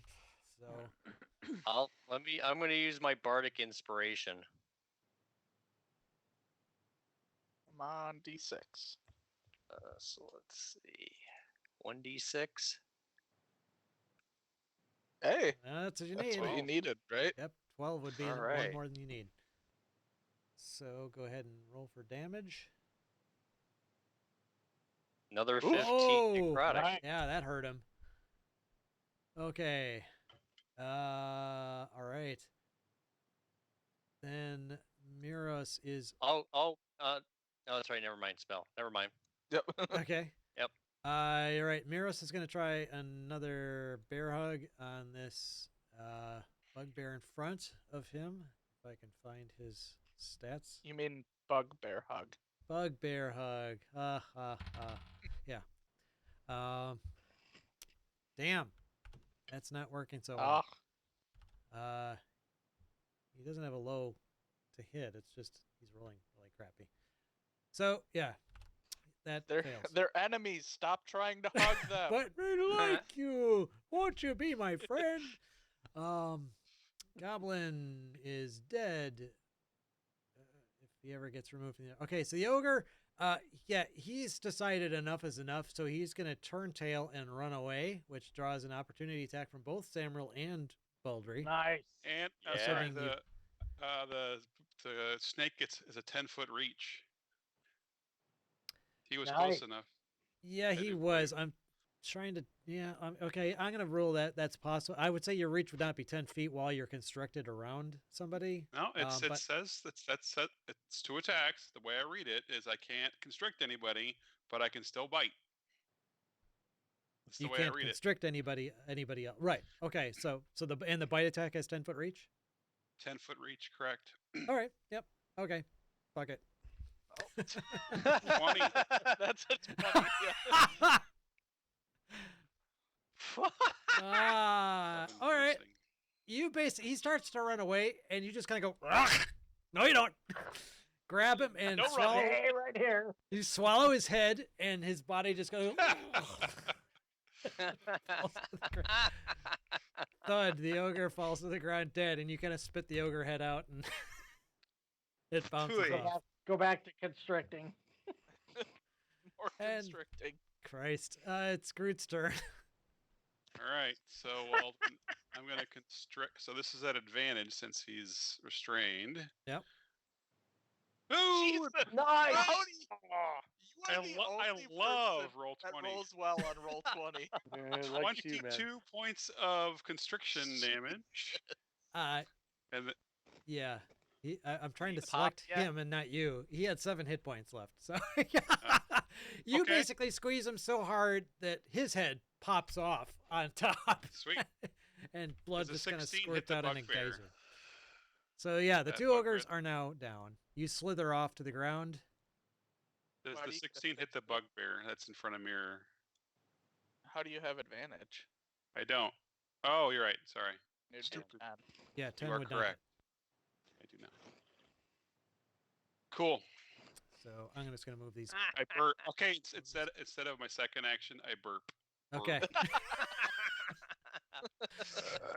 Very good. Sorendiel's up. The hell's even left? I guess the bugbear in front of bugbears. Mirror. I will magic missile that one. Okay. Kill it. Kill it. 11 on this guy. Nope. Drop, you son of a bitch. No one's Oh wait, saving no, I'm sorry. Miros. That was to hit. I thought that was to hit. 11 damage. No, no, Damn. no. I'm sorry. Yes, I forgot it was magic missile. He is, yeah, he is still up but wounded. Okay. So mirror's up then.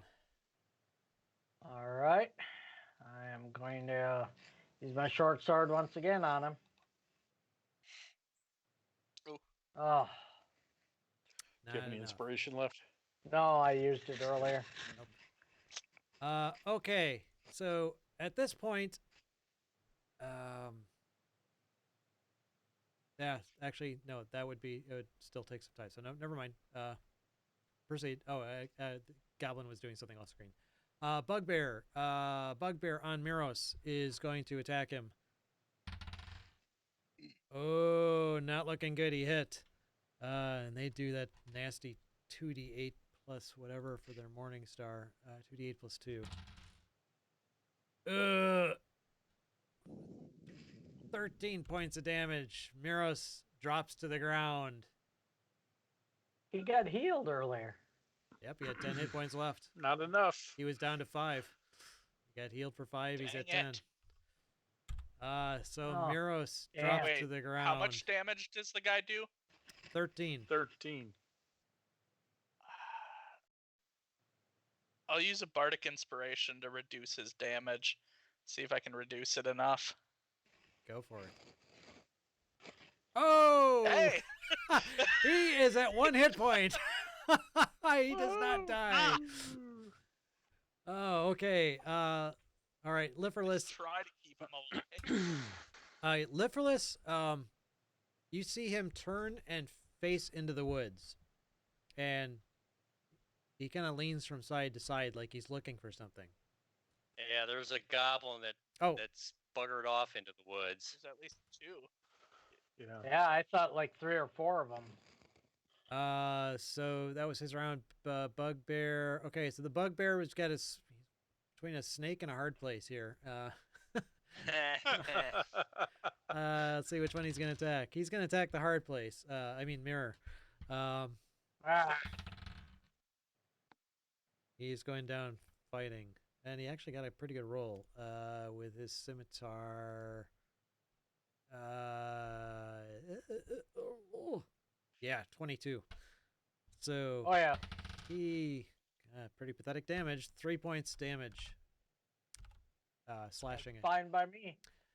And Maxine is yet again gonna use her last slot of magic missiles to try and take out that damn bugbear that keeps beating on Miros.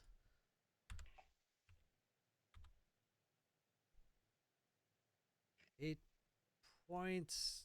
Yeah, finally he goes down. Nice. Actually, he had 1 hit point, so he goes down on 1. So she spends the other 2. Not sure what that would be. I'm gonna roll. Oh, it's 2 1s. Crap. Okay, so 2 more points on the goblin. It would be 4 4 points because On 4 the- points. Oh. it's a d4 plus 1 for each of them. Right. So yes. So yeah. So goblin is actually still up, but he's wounded. You mean bugbear? Bugbear is No, dead. it was on. She used it on the goblin. Yeah, that guy. first one. The Oh, bugbear that only had one, 1 hit okay. point, so he was Gotcha, taken out gotcha, right away. gotcha. Okay. The other 2 There magic was missile one hiding bolts. back there. So it is the goblin's turn. Let's see. Pelted.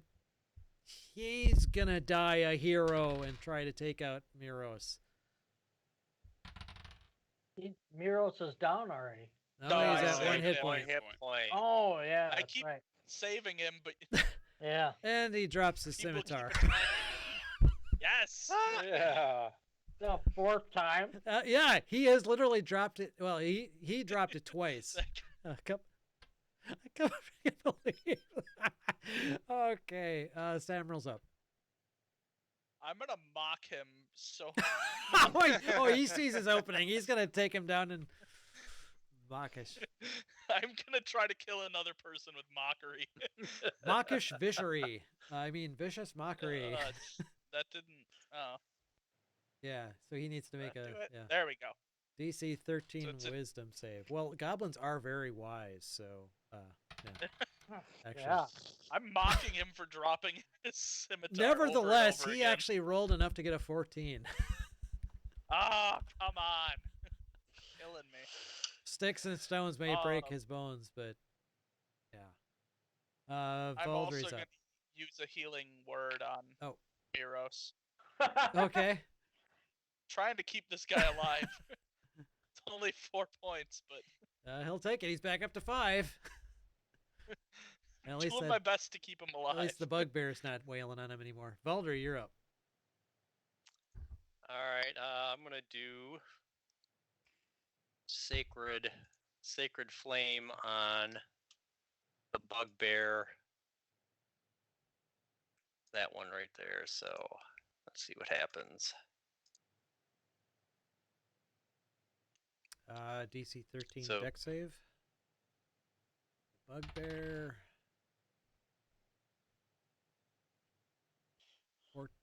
14. He made a save. Yeah, so nothing. Okay. Or half, so 2 points. Half damage. Okay. Yeah, he is Yep. still up. He is swaying on his feet, but he's still up. All right. Miros, yeah, what the hell? He'll try to screw it. He's going to use his great club. The bear hug thing doesn't work, and it's really not that impressive against a goblin anyway, so yeah. Sacred Flame is an all or nothing spell. Yeah, pretty much. Not half. Oh, it is? Yeah. Oh, that's right. That is right. It is. It's I was nothing. gonna say, because it's a cantrip. Usually Yeah. those are all Yep. or nothing. Yes, Right, if you're it's a right. cantrip, then yeah, it would be full. So Zelbrin's gonna take his club. That's his last name. Miros is gonna take his club. Oh my God, he dropped his club. He dropped his club. There's something in that zone right there. There must be like a patch Those of mud. two guys are just like throwing their clubs at the ground next to each other. Cue the Benny Hill music, because everyone's just dropping their weapons if they stand next to that. You're like rolling 22, 24, or nothing. Yeah, apparently. Crap. So he spends his movement to pick up his club. Groot's up. I'll bite the bugbear. Bite me. It's fun. Jeez, you always roll so Jesus. well. Yes. 14 piercing. That kills him in a manner of your Yay. choosing. Then I move Towards the tree, probably. towards the Slither. trees to about there, 40. Slither, All right. slither. They got blind sight too, so I'm gonna 40 get in there. Okay. Well, I got long strider on. That's Oh, why yeah. I cast it. So then it's normal 30-foot movement plus long strider, so it's 40. Oh. That guy is awesome. I like that constrictor snake. Yeah. So I do too. what? It's pretty badass. You move up to the trees and you see what Liverlass is also seeing, that there is a whole shitload more of these monsters, and they are heading towards the abbey. Well, We don't like that. we don't like that at all. Nope. Nope. No. So, I think this is actually an okay spot to pause. We're kind of like, We should probably do something about that goblin first. Yeah, that goblin's still up. oh, is there still a goblin up? Oh yeah. Yeah, I'm sorry, yeah. I forgot. Heroes. So, Serendil, go ahead. I'm not terribly concerned Alright, this goblin's gonna fine. escape, but Well, yeah, but we're gonna keep dropping weapons at yeah. it.